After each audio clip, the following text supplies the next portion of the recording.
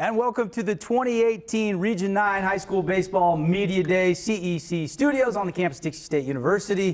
Going to have a fun day for you. It's all presented by Gilbert Development.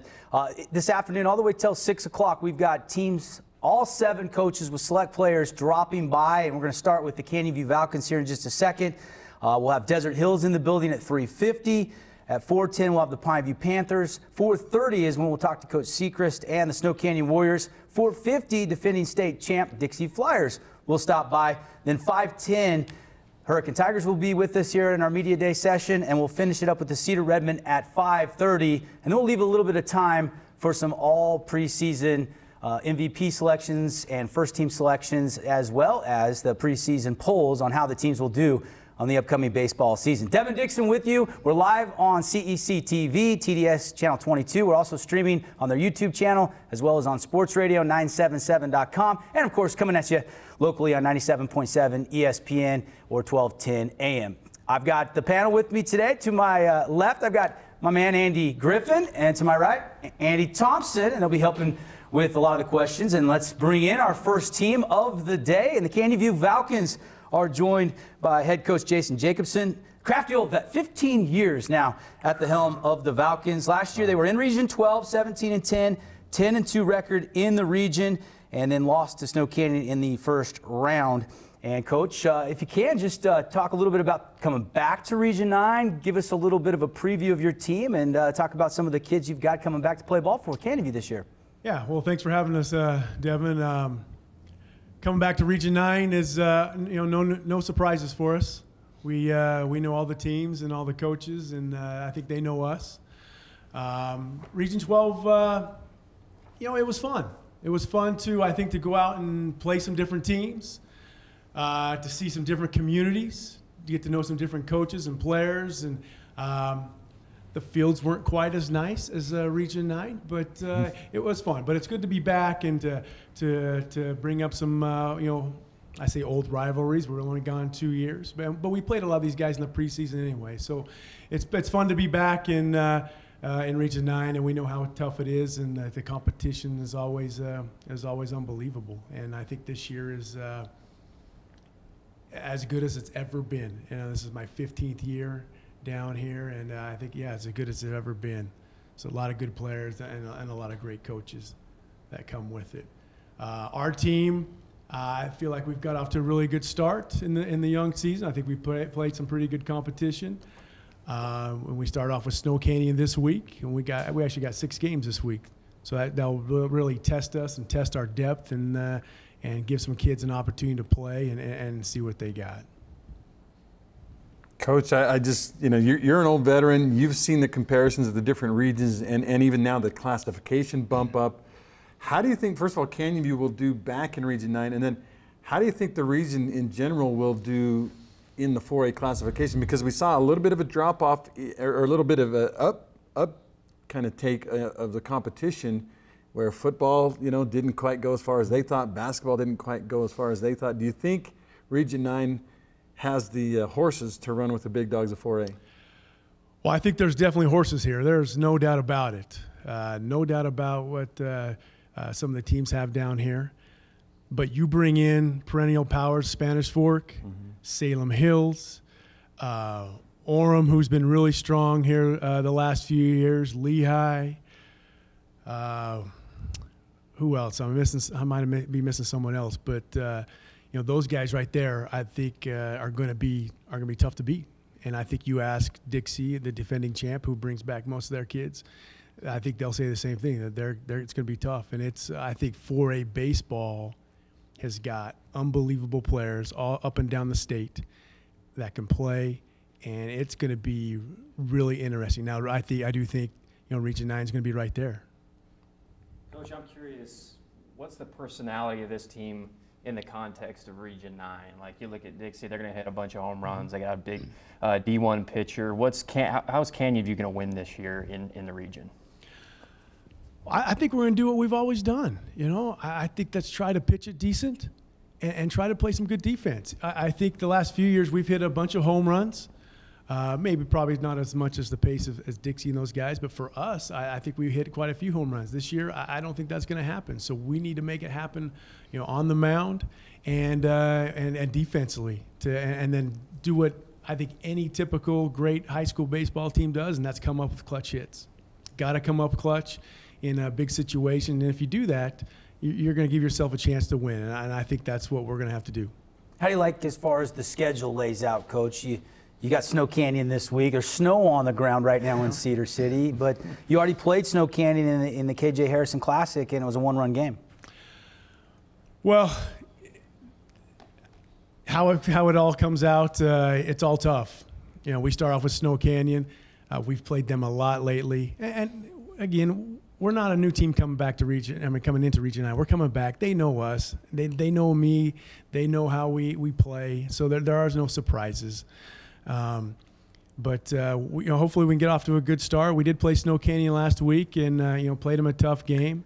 But we didn't see any of their best, their number 1 or 2 starters, and so we got to be ready. We got to play better. If we're going to beat those guys, we got to play better, and our kids know that, and I know we're capable of playing just a little bit better. What does the starting pitching rotation look like right now as region play is about to begin, and how's the depth on the back end and everything? I really like our pitching. I like our depth. We don't have the guys that are going to light up the radar gun, but I think we got guys who are going to throw strikes, try to get ahead of guys, and hopefully they're going to put it in play, and we're going to field the ball. I do like our pitching though. The 2 guys that are going to start for us this week and probably throughout the league is the guy sitting here to my left, and Trace Harden and Joey Lambeth. Trace was he and Joey has started for us last year. Joey started for us as a sophomore, and so I really like our pitching. I think if you're going to pin me down, I think that's going to be the strength of our team, and it needs to be. It seems like it comes down to no matter how good the pitching is and how good the hitting is, you got to play defense in this region, because if you give a good team 4 outs or 5 outs in an inning, that's when games get away from you. How's your defense? What's the focus for you defensively? I think our defense is okay. We've kind of struggled a little bit early, but I think that's we're trying to take ground balls in the gym and stuff like that. We got to get on the grass and be a little more consistent there. But no excuses either, though. No excuses. Our kids know that. But I think our strength defensively is definitely up the middle, like I think typically most baseball teams have to be. And I love our up the middle guys. We got to get a little bit better, I think, in the outfield. I think if you're going to pin me down, I think that's kind of a little weakness that we have out there. But other than that, though, and those kids are getting better, and I like those kids. So we're going to keep on working and try to get our strengths, make them a little bit stronger, and bring our, get our weaknesses, to where they're one of our strengths. 2018 Media Day covers Canyon View Falcons in the house. Let's 1 or 2 more questions for Coach, and then we'll bring in Trace Harden and Joey Lambeth and Quinn Spivak and some of the players. Andy? Coach, seems like 4 out of the 5 games are within a couple runs or so far this year. How would you grade out the bullpen and kind of the situational baseball execution at this point in the season? Yeah, we played a lot of close games, and hopefully that's a sign that's going to come. When we're in close games, that we can win those close games. And I think obviously in Region 9, every team's good, and there are going to be close games. We've come up clutch, like I talked about before. Quinn down here at the end got a big hit to beat Syracuse at the end. So hopefully that gives us some confidence when we're in those close games in the 5th, 6th, 7th inning that, hey, we've been here before, and we're going to come out on top. I'm curious, Coach, real quick. A lot of the regions, the bigger schools, are going to 3 games a week instead of 2 games a week. Does the 2 games a week series bother you? Is it something? It kind of bugs me. I wish we had more games in so we could get a bigger sample size. Well, I love the 3 games. We played it in the last 2 years in Region 12. I love it. From 6A, 5A, and 4A, there's only 2 regions that don't play 3 a week, and that's us and another 4A. I've tried to get these guys down here to do it. I want to play more meaningful games. I think it's funner. I think it prepares you for the state tournament. It forces you to, play guys, pitch guys, and get them ready in those varsity settings where the adrenaline's going and all that type of stuff. I like it. Like I said, I'd rather play more meaningful games. But it is what it is, and maybe someday it will happen. Coach Jacobson, let's bring in the players for a few minutes here. Canyon View Falcons in the building, kickstarting our 2018 Media Day. Let's start with you, Trace. You already signed. You signed back last fall to play college baseball in Eastern Arizona. Is going to be where you're playing. Is that a good thing heading into your campaign this year to have that already decided? You know what? I don't really think it makes a difference. I mean, yeah, it's nice knowing that I'm going to go play ball somewhere, but it's not going to change anything how I throw, how I perform. So. When you hear Coach say, hey, we're not going to light up the radar gun, does that fire you up a little bit to maybe touch 90 once in a while? Yeah, that kind of, I don't know. Not really. My job's just to hit the strike zone, get ground balls, pop flies. So. Joey, obviously, you've been busy coming right out of basketball season into baseball. How's that transition? Pretty easy for you now that you're a senior? Yeah, I got 2 days off. That's all I really need. So. But yeah, it's been pretty easy. What about the mindset? I mean, baseball is more of a thinking man's game. There's a lot more technical things involved than in basketball, where you're running down the court and flinging 3-pointers and things like that. How has your mind been able to wrap around the transition? It's been kind of hard, actually. It's a slower game for sure. Yeah. And I don't know, just within this first couple games, I got my fill back for baseball, pretty much. So. Quinn, it doesn't seem like you've gotten out very much this year so far. Maybe just talk about how you're hot hitting and maybe something you worked on in the off season that's kind of helped you out so far early on in the season. Yeah, it's been kind of rough not being able to be outside and stuff, getting the feel for the field and where you're hitting the ball and everything. But I've had a lot of work with Coach Black, and we've been working on the swing and stuff, and I'm just hoping that I can come in and kind of be a little better than I was last year. So, as a first baseman, you can try to hit for some power, or what's your goal this year? Do you have a number you want to bat a certain, or this many RBIs, or what personal goals have you set for yourself? I don't really have any like certain numbers to get to. I've never really been a power hitter. I've been more of an average kind of guy. I want to try and hit where I need to hit it just to do my job on the team. So I've just been working on getting a lot of contact and hitting it into spots that are going to score runners and help us win games. So, talking with the Canyon View players, Trace Harden, Joey Lambeth, Quinn Spivak. Joey, what do you got in the pitching arsenal? You added any new pitches this year, or tinkered with some things? Mostly my changeup. It's what I throw the most for off-speed pitches, and just keeping that down in the zone is the best thing that I can do for pitching. So. What goes through your mind when you're facing a guy like, say, Deming or Nyberg or Fisher, these guys that hit 500, 600 on the season, and you know that one mistake could change the game. They could it could be 400 feet away if you make a mistake. Do you even think about that kind of thing? Do you pitch more careful with those kind of guys? Well, I've been playing them since I was a little kid, so I mean, it goes through my head a little bit, but you just have to face them like every other batter. I mean, maybe change a couple of things, but it goes through my head a little bit. But I try not to let it affect me. Hopefully you're facing them when the bases are empty, right? That's the plan.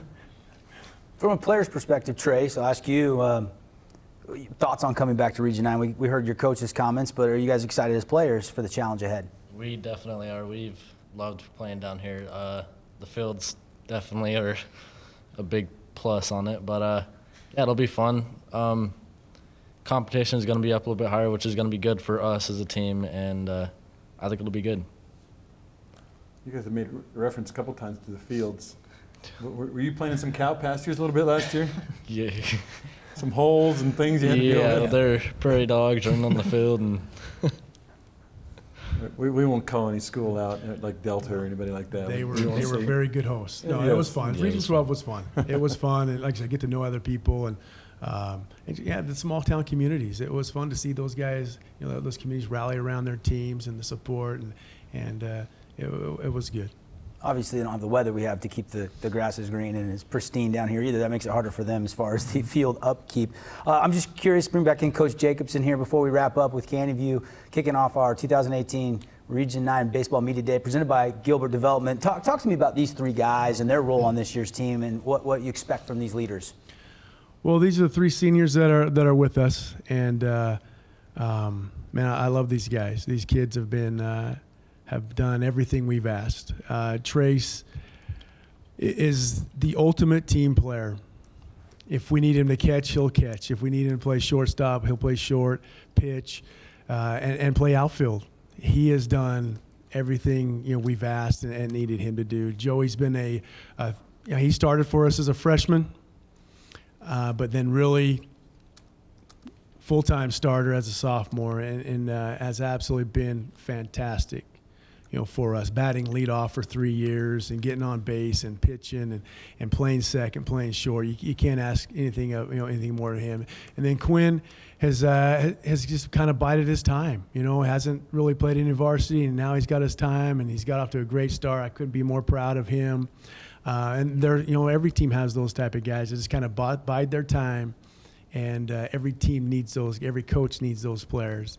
And so these three guys here are going to play an integral part of our season. Their leadership and all that stuff that they bring is just outstanding. And I can't be more proud of these three, what they've brought to Canyon View baseball for the last 4 years. Good stuff, Coach. Really excited you're back in Region 9. Thanks for coming down and highlighting the kids and the players. And good luck getting those fields ready for Snow Canyon this week. Yeah, we got our work cut out for us this week, and probably for the rest of March and probably half of April. So, Trace, Joey, Quinn, thanks for coming, guys. Best of luck this season. Canyon View Falcons off and running 2018 Region 9 Baseball Media Day. And we'll take a 3-minute timeout. When we come back, Desert Hills, Coach Allred and some of the players will be in as we continue right after this. Radio Dixie 91.3. We don't play that. Nope, not that. The big fat no there. That's what we play. And stuff like that. On St. George's only alternative, Radio Dixie 91.3. Oh, and from 9 till midnight, we play this. I need a one dance. And this. Radio Dixie 91.3 FM. Todd's a great guy. I mean, look at him. What a sweetheart. Attaboy. Wait, Todd, what are you doing? How totally selfish and un-Todd-like of you. Come on, Todd. Come on, man. So, I'm kind of new here, but I've noticed a trend. My human does this funny thing where she goes around and gets all my toys, and then she hides them in that basket by the door. But it's always the same basket, and it's always in the same place. And then she acts so surprised when I find them, but, she's putting them in the same basket. Again. It's like, hello? That's where you put it last time. You were the worst at hide and go seek.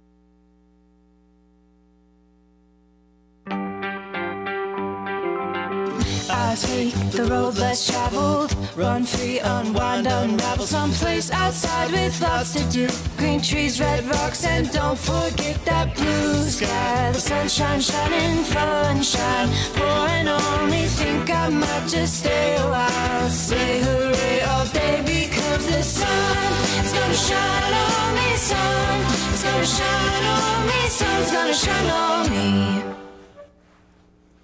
Welcome back, 2018 Region 9 Baseball Media Day. Very excited here at ESPN Radio, CEC TV to put this all together.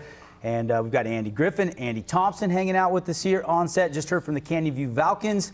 And now we continue our coverage with the Desert Hills Thunder. Head coach Chris Allred in his second year, and players joining us as well. Trey Allred, Sam Roten, Drew Thorpe, and we have, Bronson Andrews. Thank you very much. And we'll hear from the players in just a second. But, Coach, we always like to start out with just a few comments from you. Take us through kind of the offseason. Take us through, your overall preview and outlook for the Thunder this year. Well, we had a great offseason. We've got a lot of kids that have put a lot of time into becoming the best players they could be, working on their bodies, working on their skills. And so we're excited about this season. We've only got 4 seniors. We've got a bunch of juniors and quite a few sophomores and 1 freshman, and right now we're still kind of trying to figure out a few spots. We had a few holes to fill going into this season, and so it's been a great preseason so far. We've been encouraged by some of the competition amongst some of those positions, and we've had a number of kids that have stepped up and really taken advantage of those opportunities. A couple of them that we really weren't even necessarily planning on, and they've kind of come out of nowhere to really make an impact and contribute to our team so far. Last year, you guys were 18-7. You were second in Region 9 during the regular season. I think you were 7-3.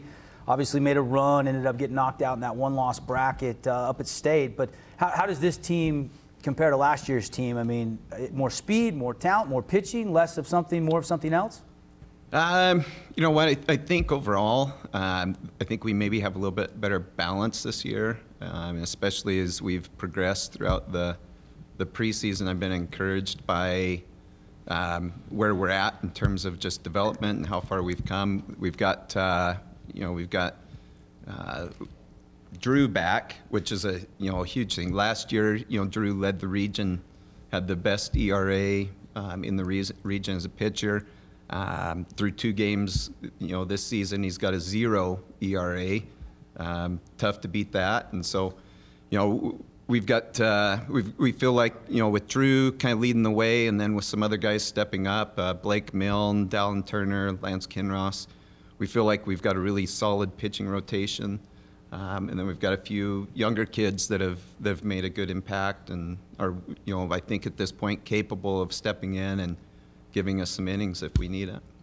Can you talk a little bit, Chris, about your development as a coach? I mean, obviously you're a veteran coach, you've coached other sports and things. This is your second year in baseball. What has changed from you personally from year 1 to year 2 as a baseball coach? Well, the fortunate thing for me is I have great help. Yeah. Randy Wilstead, who's played in the bigs, and Kyle Pratt, who played here at Dixie State and had a great career and helped them win a national championship. Brandon Turley, who's been remarkable with their pitchers. Those guys really deserve a majority of the credit. My role is I sit back and kind of make some of the decisions, but I really enjoy working on the field and making the field look good, and those guys coach these guys up and do a heck of a job with the players and the player development. And so we're excited about where we're at. For me, from year 1 to year 2, we've just we really took a hard look at some of the things that we liked from last year, some of the things that weren't as good, and then we've tried to tweak some things that we do in terms of practice. We are playing a little bit different style offensively. We're trying to hit and run, play small ball a little bit at times, and just do some things to be able to manufacture runs, which I thought at times over the last couple of years has been kind of an Achilles heel, where in certain situations we needed to run and we weren't able to come up with it. Coach, you've had an excellent preseason so far. 1 game's by a bunch. You just 10-run rule at Maple Mountain. You've won some close games. What's maybe something that you've been surprised by with this group that they've done well this early in the season? Well, we were able to win both of our tournaments that we hosted, and to be honest with you, going into the season with the teams that we had coming down, I didn't know that was going to necessarily be possible, and especially where we were just trying to kind of fill some things out, and the priority wasn't necessarily winning as much as just trying to figure out what was going to help us win late in the season. But it just seemed like every kid that we put out on the field did a great job of competing and doing whatever it took to help the team be successful. And so, I've just been really encouraged by that. The game that we had late Saturday night in the championship against Corner Canyon, who they were on a tear, they were undefeated at the time. That was probably the proudest moment for me as a coach so far in our 8 games, because they came out with a lot of energy. We matched their energy. We kind of went blow to blow with them and ended up winning a close one, 5-4. But the thing that really stuck out in my mind more than anything else was just the fight that the players showed. They really battled for 7 innings, and the dugout was into the game, and it really had a region feel to it. And I told the players, especially a lot of our younger players, this is what it feels like for a region game. And so that was probably the highlight of our preseason so far, is just having that game under our belt and having that type of intensity in the game. And that timeliness is good, because region play starts this week. Do you feel like your team is ready for region play? You've got 8 games in your belt. Some have played more, some have played less than you guys have, getting ready for this first week. Well, I wish it was like last year where we had 3 weeks of tournaments to kind of figure things out a little bit more. There's still a couple question marks for us, but we're going to have to figure those out as we go. But overall, we feel really good about our pitching where we're at. We feel like from game 1 to game 8 that we've continued to become better at the plate. Our approaches have been better. We've got some guys that are really starting to swing it well and see the ball well. So I like where we're at, but it's always nice to have a few more games and opportunities to figure out some of those last little question marks. Where does your region bye fall during the season? The very last one. So you guys, so do you have something scheduled during that week, or are you going to just watch? Yeah, we spent a lot of time scouring the state trying to find some teams to play, and luckily we were able to find a game with Carbon and then a game with Orem. The only negative is we're on the road twice that week, but that beats having a 2-week layoff before we go into the playoffs. And the snow should be done hopefully by May anyway. Yeah, right? yeah, be a nice little trip up north. So yeah. Desert Hills here inside of our Media Day coverage. Region 9 baseball gets underway this week, and with Coach Allred, we've got 4 players. We've got Trey Allred, Sam Roden, Drew Thorpe, and Bronson Andrus. And let's meet the players and hear from them for just a minute. And Trey, we'll start with you, since I think you're the one player that's been to a Media Day before. Man, how's the excitement level? I know, as I've talked to you over the last couple seasons, you always loved baseball. And here you go, your senior season. What's that feel like? Are you ready for it? How excited are you? You know, it's been crazy. It's been everything leading up to this. I've wanted it. Like, all the work that I've put in, I hope that it can pay off this season. I had a good summer with baseball. I tried balancing out basketball and baseball the most I could, but I tried to really bias it with baseball. So, I mean, I'm just hoping that all my work will pay off. It's a quick turnaround, though, go from a playoff team in basketball to, what, a couple of days off and then you're baseball in it. Practice the next day for baseball. It was kind of rough. I kind of wanted maybe that weekend off or something, but it is what it is. But let's talk to Sam for just a second. Sam, tell us about what you see your role on this year's team. You hit some home runs, you hit some doubles in the gap. Talk to me a little bit about how the offseason's been for you and your goals maybe for this upcoming season. I don't know. I don't really have any personal goals. I just like to do whatever I can for the team to help us win. That's the end goal, is to win as many games and to go as far as we can. But mainly myself, I just like to have a good batting average with some power, a lot of RBIs, a lot of runs scored. So if we could score some runs, then we could beat a lot of teams. I got to ask you, Sam, I'm sitting in the press box the other day at Thunder Field there, and the PA guy wanted so bad to call you Slammin' Sammy. And then somebody said, no, he really doesn't like that nickname. So I got to ask why. Why not Slammin' Sammy? You're not old enough to remember Sammy Sosa, but... There's YouTube now, Andy. People can watch that. So last year, as you know, our announcer, Russ Nelson, passed away. Yeah. And that's what he called me. And so I kind of like to keep it that way. I don't mind if I hear people calling me that, but it was a really special thing that he called me that. Yeah, Russ was a great guy, great part of the Desert Hills team, and I know I sat in the press box with him many times and kind of shot the bull with him and talked about it, and that's really cool. Great way to honor him. But if you keep hitting home runs and doubles of the gap, we're going to have to call you Slammin' Sammy anyway. I don't mind it. Drew, I'm curious, Coach was talking about you on the mound and how reliable you are, and I'm looking at your stats so far at the plate, pretty reliable there as well. Maybe you could talk about how you're balancing both sides of the baseball game. I'm just trying to do what we can to win. Hitting the ball well right now, pitching same as last year. Hopefully I can put up the same numbers again and help us win. You talk about the injury and how that affected you and how you had to overcome that a little bit. Injury? Didn't Coach allude to the fact that you got dinged up last year? Or were you talking about somebody else, Coach? I'm sorry, I might have misunderstood that. No, Drew's been healthy, and that's good. Never mind. Scratch that question. No. One thing about Drew though is that he's a kid that many colleges are looking at him in terms of being a catcher. He's an outstanding catcher. He plays shortstop for us because he's physically able to play that position very well. He can pitch for us. He can play the outfield. he's just a really well-rounded player, and so he's, to his credit, he's just kind of willing to be plugged in wherever is needed, to help the team, and in the two positions that we need him at are shortstop and pitcher. So. We ever ask him what he likes to play? Do you like playing catcher? Yeah, I mean, yeah. But you're kind of that's where the focal point of baseball is, because you're calling the game and doing it. You touch the ball almost every play. So you like it, huh? Yeah, I Better do like than catching. The mound? Yeah. Yeah? I think so.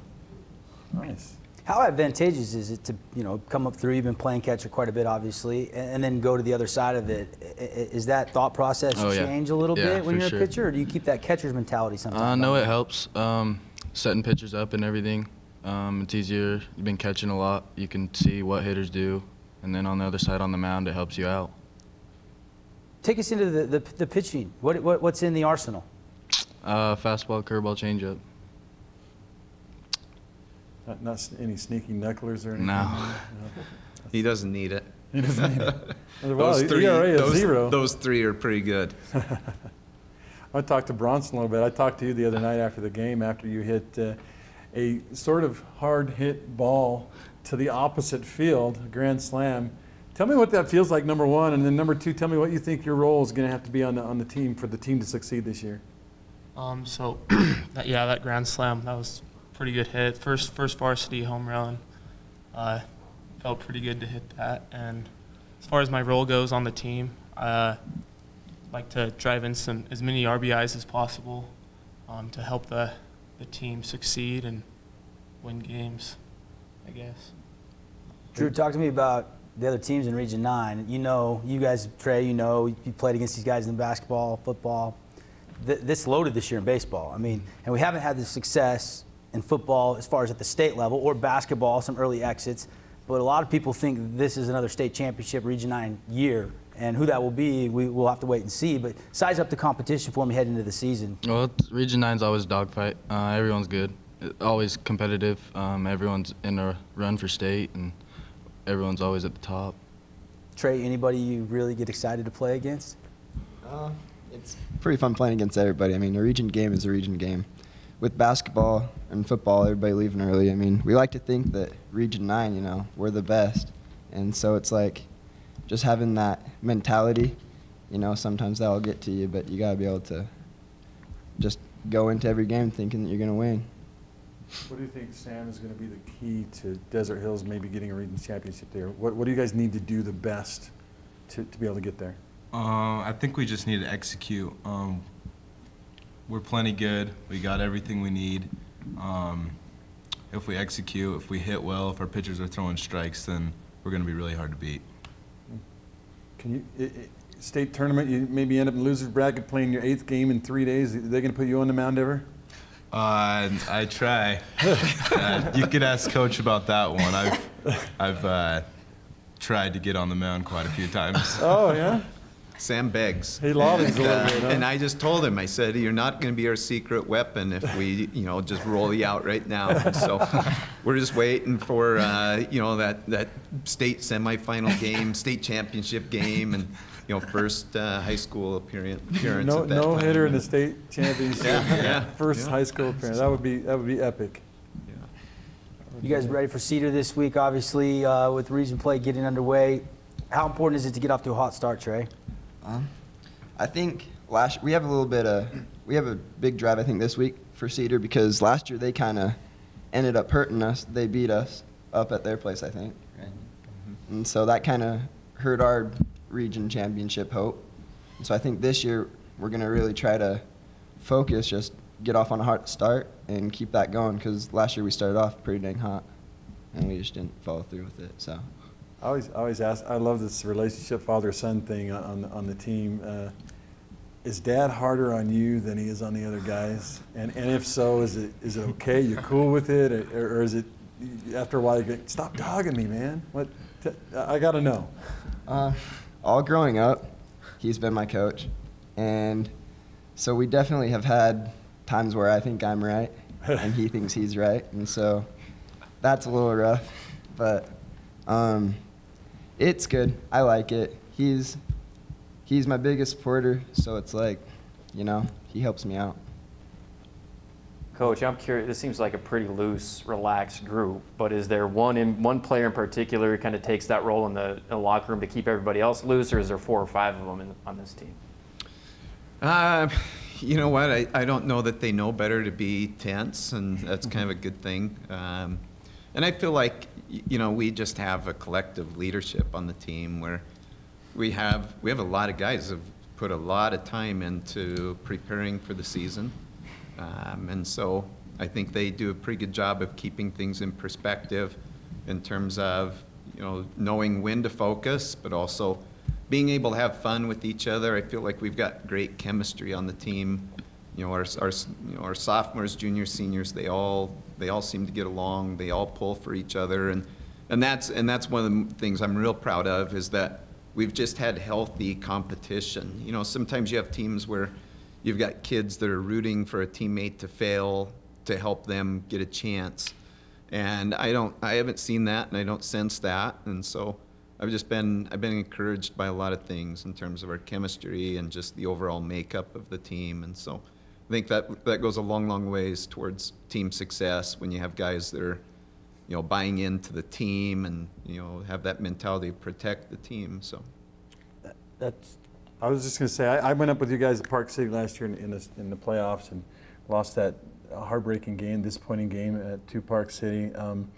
How much does the way last year ended fuel you guys as far as wanting to amend for that, wanting to go further, play better? A lot. Yeah? Yeah. You think about it, does it drive you when you're in the weight room and you've got to get 10 more reps in and you don't want to do it? Yeah. That's good. I just think the way that Ridgeline beat us too, how they run ruled us, that stung. At least that hurt me, because I mean, just the way we came into it and the way they came into it was completely different. I mean, we should have at least competed, and we just didn't compete at all. We didn't have anybody truly step up, and I just think this year we don't have any of those. Just like, you know, nothing against last year's team, but we all don't think that we're ever going to be out of it. So we got fighters this year. We look forward to the trek back to state for the Thunder. It'll start this week at the Cedar Redmen. Our first radio broadcast will be Dixie and Desert Hills on the 27th. And if you want to see our entire broadcast schedule for the Region 9 season, go to sportsradio977.com. The Desert Hills Thunder. Coach, thanks. Best of luck this season. Trey, Sam, Drew, Bronson, thanks for coming. And we'll see you out on the field real soon. We got to take a 3-minute timeout. When we come back, we keep moving. Pineview Panthers will be up next as our 2018 Region 9 Baseball Media Day continues. Everything starts out small. Hey.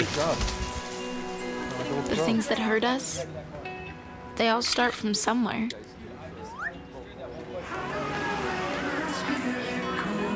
The words we say, the things we do, they can grow into something else. What was small and innocent can become big and sometimes scary. All it takes is one comment, one picture, one video for something to catch fire. But a big problem doesn't need a big response. Not at first. Even if we don't know what to say, the eye emoji can be that first step we take. Let's all pledge to take that first small step together and change the world in a big way. I'm a witness, and so are you.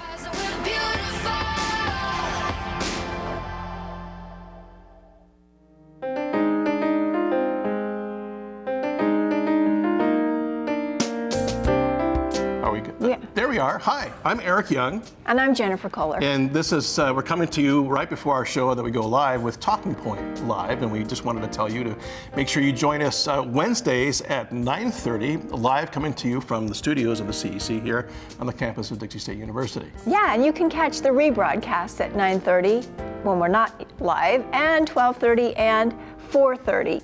Daily, weekly. Daily? This is like way too much, yeah. I think. But just in case you got something better to do, yeah, there's all those times you can catch it as well. Also, you can catch us on our Facebook page at facebook.com/TalkingPointLive and on the CEC YouTube channel. All right, see you there. We're basically very catchable. Well, you are.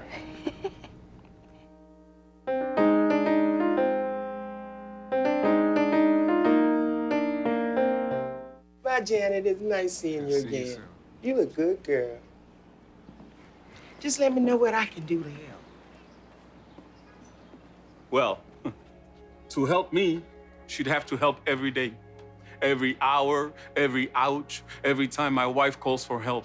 I mean, maybe she could help me make her lunch. But the crust, all the crust has to be cut off the corners. She could help me run to the doctor for the 5th time this week. Help me with the specialist and the second opinions and the painful paperwork about paperwork. Help me deal with how hard it is seeing my wife's name on so much paperwork. But this is on me. I'm the only one who can do this, like this, for her. Besides, take care. We will. Janet doesn't like her cooking anyway. Find support for your strength. Visit aarp.org/caregiving for care guides and community. Welcome back to the CEC TV studios. We're here at Dixie State University getting together for a little ball and stick talk. Baseball season is upon us. A lot of preseason tournaments and games already underway, but region play starts this week. And already talked with Coach Jacobs from Canyon View, Coach Allred moments ago with Desert Hills. If you missed any of our coverage, you're just tuning in on radio, TV, internet, we'll have these all archived on the CEC TV YouTube page.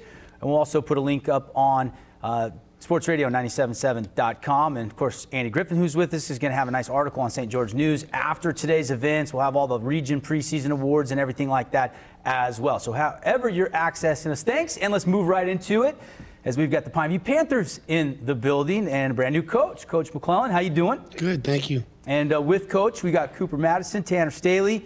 We've got, I can't even read that name, but it is Weston Sampson. And then Porter Dombrowski. Yeah. Tough name, but I think I did okay. And we'll talk with the players in just a minute. Coach, if we can, we'd like to start with you, talk about the offseason, you becoming the coach, a little bit about your history, and then your overall preview for the Panthers this year. Okay, yeah. As far as history, I've been with Pineview for 7 years. I worked 2 years under Randy Wilstead when he was there, worked under Mike Gargano when he took over, and worked under Troy Wall when he was there. Troy resigned last year, and so I opted to take the head coach position, and if it was offered to me, so it was offered to me. So I've been here for 9 years in the Southern Utah for 20 years, originally from Southern California and Washington State, so where I played ball. As far as this year, we've taken the same format we always have with under Wall and Gargano and getting these boys prepped and ready. They've been working extremely hard this year. We're kind of a team of words. We work on things. Our acronym this year is RHTS. You know, a lot we talk with and what's going on in the world and people wanting rights, and we talk about those kind of rights. And so we have built off that as respect, honor, tradition, and selflessness. So that's kind of been our format, as well as grooming these boys to be men in outside of baseball.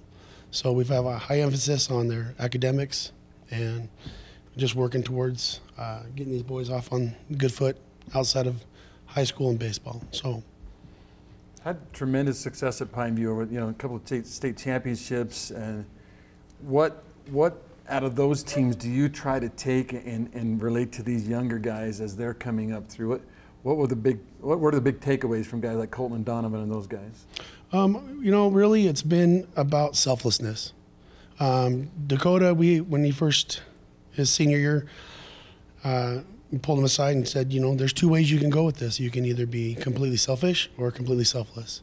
And for Dakota, he opted to take the selfless route and became a huge teammate, a great support to the younger kids. Was going to leave something behind. It wasn't going to be the arrogance and the persona of I'm the reason why we're at. He more or less put it on the rest of the kids that, you're the reason why I'm here.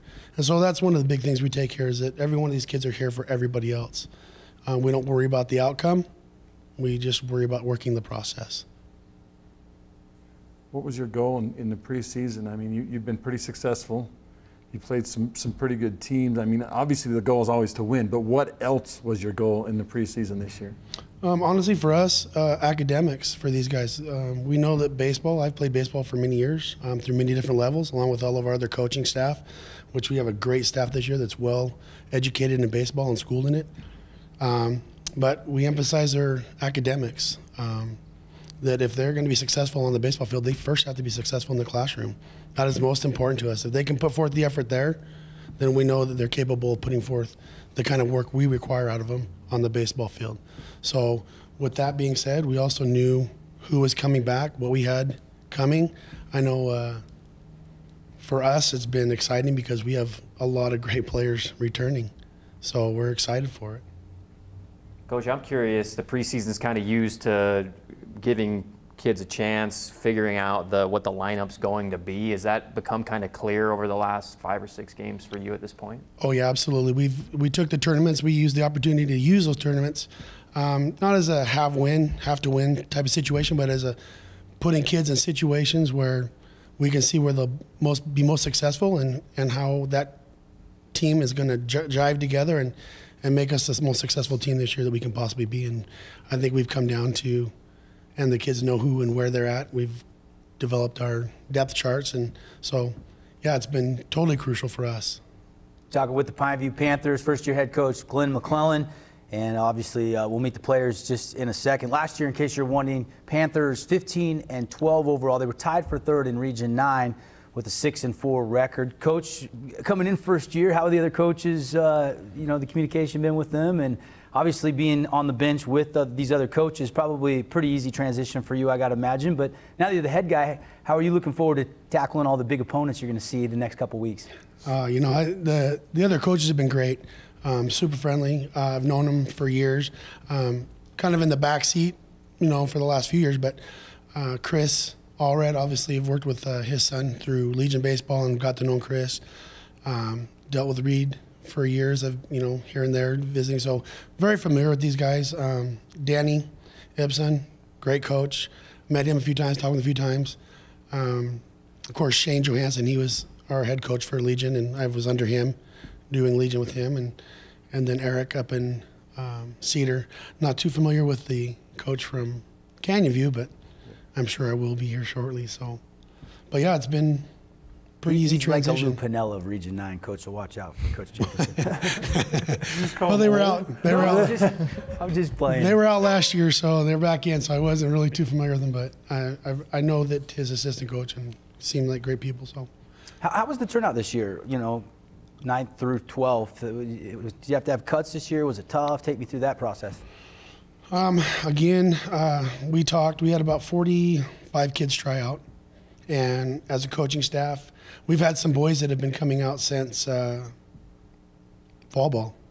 That a couple of them probably never even played baseball before, and I kind of take that on as a challenge to see what we can make out of these boys. And I'll tell you, they probably worked just as hard, if not harder, than some of our other kids. So when it came time to cuts, we had talked. We knew we had about 5 or 6 that would be cut. We talked, and as a coaching staff, we decided that everything would be primarily unanimous.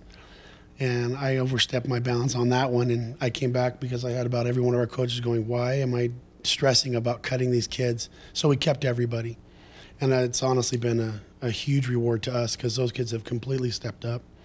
The older kids and the boys that are a little bit more well-versed in baseball have stepped up and actually shown them and taught them and been a good influence on them. So we couldn't be happier with what's going on at Pineview right now.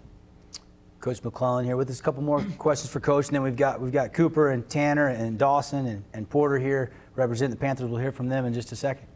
I just kind of want to ask you what the personality of this team is. Every team seems to have a personality, whether it's tough as nails or whether it's a team that works hard or whatever. What would you say right now is the personality of the Pineview Panthers? I would say they're an intense, jovial group. They love the game. They realize that it's a game, and they are working hard to be as good at it as they possibly can. We very disciplined, becoming more and more disciplined each and every day. And I'm curious, kind of going along with Andy's question about, as far as on the field, especially offensively, is it station to station, manufacturing runs? What's this team going to do to put runs up on the board this year? Actually, I think people are going to be quite surprised with Pineview this year. We will manufacture a lot of runs. We are a very selfless team. We will ask our top hitters to put down a bunt if we need to, and they have no problem doing it. They don't consider it a sacrifice. They consider it an opportunity. to progress and move the team forward. We've got kids that can hit the ball well, kids that can bunt well. We're utilizing every one of those abilities, but I think also we have a great pitching staff. We have 11 kids that can start on that field right now, and 11 of them pitch, and pretty legit. So we're excited to have a good program this year. Do you have an ace with Cody Riddle? I know he's had some injury problems and things. Do you have an ace, or is it kind of a team effort? It's very much a team effort. Cody finally stepped onto the mound on Saturday through an inning. We wanted to get him out there, put him to the challenge, and he stepped up and did phenomenal. So we're excited. We're thinking Cody is going to be right there with the rest of our pitching staff. So we've got Jager Crosby, got Dawson, who will be pitching for us. I thought you were going to say Jagan Levitt for a minute. I'm like, did you get another year of eligibility out of him? I wish we could squeeze one more, but no, we're grateful for where he's at and the success he's having at Dixie State. So, but we've got quite a bit of pitching. Cooper Madison here has been lights out, hitting his spots, shutting teams down left and right. So I think a lot of people are going to surprise what we got to offer. Talking with Pineview Panthers here in our baseball media day, and let's introduce the players and meet them. Coach, why don't you introduce the guys you brought and tell us a little bit about them, and then we'll Q&A with them. All right, this is Cooper Madison. He's our left-handed starting pitcher, senior. Cooper's worked extremely hard from last year. He was the final pitcher in our loss to Juan Diego last year, and has been really working hard over the summer, fall, and in the spring to get that up, and I'll tell you, it is shown. He is just lights out. We've got, of course, Tanner Staley, starting shortstop and pitcher, and Tanner's a senior as well. His huge leadership on the field, very comfortable with where he's at. We've got Porter Dombrowski, who's with us. Porter's a senior this year, out left fielder for us.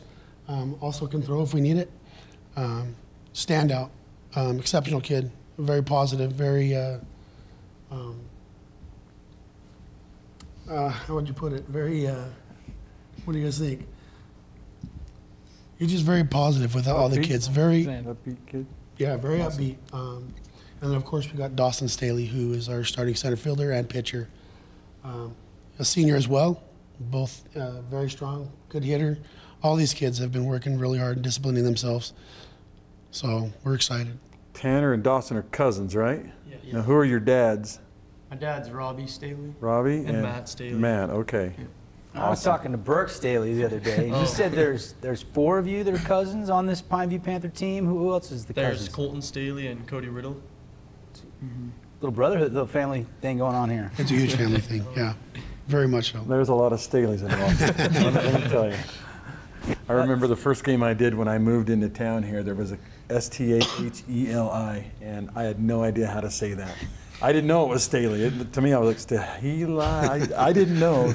But I learned really fast that that's Staley, and there's a lot of them. And they're talented kids. Tanner, let's start with you. Whether you're starting at shortstop or pitcher, does it matter to you at all, or do you prefer one or the other? I don't prefer either. I mean, I'm just out there to get the job done. Whether we need me on the mound or at short, I'm good with whatever. How big was it last year for you to get a ton of reps and a ton of experience heading into now your senior season? Yeah, I think it helped a lot. I mean, say, if I wouldn't have been playing varsity last year, I definitely would have. The pitching has gotten a lot better from the JV level, and so it's helped a lot. Cooper, coach said that you worked really hard in the offseason. How many games did you play? What was the offseason like getting ready for your senior season? Yeah, so during the summer, I was able to play with the St. George Sentinels, and Coach Johansson just pulled me aside at the beginning and said, "You're going to be a really big part of this this St. George Sentinels team." And a lot of people know we went really far. We went to the Western Regionals, and I was one of the top pitchers. I got to pick the brains out of Alec Flamatakis, Nick Horsley, Jagan Levitt, all these super good guys, and it was a really good off season for me, and I worked really hard, and it was a good time. Porter, tell us a little bit about what you've been up to lately as far as developing yourself as a baseball player and being ready for a very tough Region 9. I don't know. I've been working hard in the preseason. Just been very grateful for our coaching staff. Our coaching staff's very nice. I like our outfielding coaches. Get along very well with them, and they've been working hard with us. Just been doing what the coaches ask and working on what they need me to. It's Dawson. How big? I asked actually the Desert Hills guys off camera about the weight room. How important is the weight room for you guys, for baseball players? Because I know football is so huge. It's such an important part of a successful program. How important is it for you? For me, it's really important. Without weightlifting, there's so many injuries that happen. I've had a few injuries that I've had because I wasn't weightlifting. I've had a back injury, arm injuries because my body wasn't strong enough to handle the baseball season. But I've gotten in the weight room and it's helped me stay in shape. And also, I've been driving the ball a lot harder, running a lot faster. Just makes me an all-around better player. How many games did you play in the off season, Dawson? It was about 41 we played over the summer. Wow. A lot of games. How do you make sure your arm stays fresh, especially now that you're into the season? I mean, obviously, Coach, you got a big part to say in that, but as a player, you always want the ball, right? Mm-hmm. How do you always make sure that you're ready whenever Coach needs you? The biggest thing is long toss. That's how I've kept my arm in shape. Long toss is so important, and it's really that simple. Porter, I'm curious, Coach talked about your positivity and how that kind of helps the team in general, but for you, what's been the kind of the best part of this season so far? You guys have won a lot of games, but for you individually, what's been the best part of your season so far? Just been realizing how much I love the game and just how much I really appreciate like my senior year, and just like realizing that I'm here with like my best friends, and I'm absolutely like in love with the game, and I'm just like learn to appreciate every game and really appreciate every moment, no matter what happens. I'm just really glad to be there and glad to have this season. Awesome. There's some Staleys at Snow Canyon. I think we're going to talk to one of them coming up in a bit. Are they another cousin? You guys, Dawson, Tanner, you look forward to playing against Austin and those guys a little bit? Yeah. It'll be fun. Well, thanks for coming in. The Pineview Panthers, we're out of time with you guys, but they'll kick off their region play against the Herkitt Tigers, and we'll have it for you. It's tomorrow night. And we'll be live right here on ESPN Radio, so we look forward to having you guys on the broadcast. Who's starting tomorrow, Coach? Can you tell us, or is that a secret? I'm not sure yet. One of these guys here? Probably. Coach, best of luck. Thanks for bringing the guys in. Thank you very much. The Pineview Panthers, everybody, and we'll take a timeout. 3-minute break. When we come back, we continue. We've already had some teams come in, but again, if you missed any of it, we'll have it all up online, so you can go back and watch your team that you cheer for, or you can watch the whole thing if you'd like to on sportsradio977.com or the CEC YouTube page, which is youtube.com/community education channel. Stick around on the Triple Cast. The Snow Canyon Warriors will be in the building next after this timeout.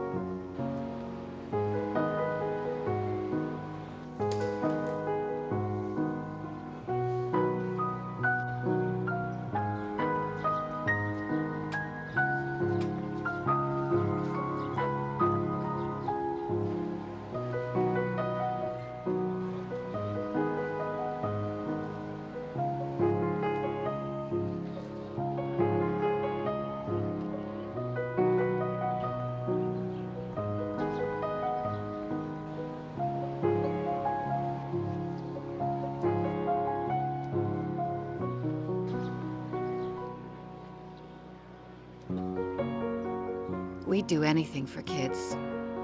Yet 1 in 6 children in the U.S. struggle with hunger. Help end childhood hunger near you. Learn how at feedingamerica.org. Where do you find the titans of classical music in St. George?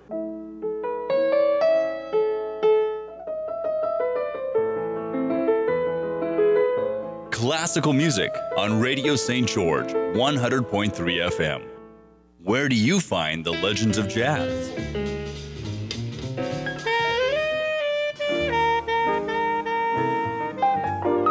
Evenings on Radio St. George, 100.3 FM. You think getting dumped by text is harsh? Try getting dumped by a tennis ball. My ex-owner drove me out to the woods, yelled fetch, and by the time I brought the ball back, he was gone. Yeah, I was pissed. But the folks at the shelter helped me let go of my anger. I learned coping skills, like taking it to the hole. Boom! Now I'm ready to fetch again. But how about I throw and you run and get it? Once there was a boy who did the same thing again and again. One day, he was told he had autism. He got help and slowly learned how to live with it better. Early intervention can make a lifetime of difference. Learn the signs at autismspeaks.org. Or that the projections would be flood next Thursday? I can't do Thursday, but I can do Friday. Disasters don't plan ahead. You can. Talk to your loved ones about how you're going to be ready in an emergency. I'm Ferdinand. You look at me and think big. You think scary. But I'm a little misunderstood. Sorry, I almost killed you. Kids with learning and attention issues are misunderstood too. Take the time to understand. Learn more at understood.org. Heard about the scarecrow who won an award? He was outstanding in his field.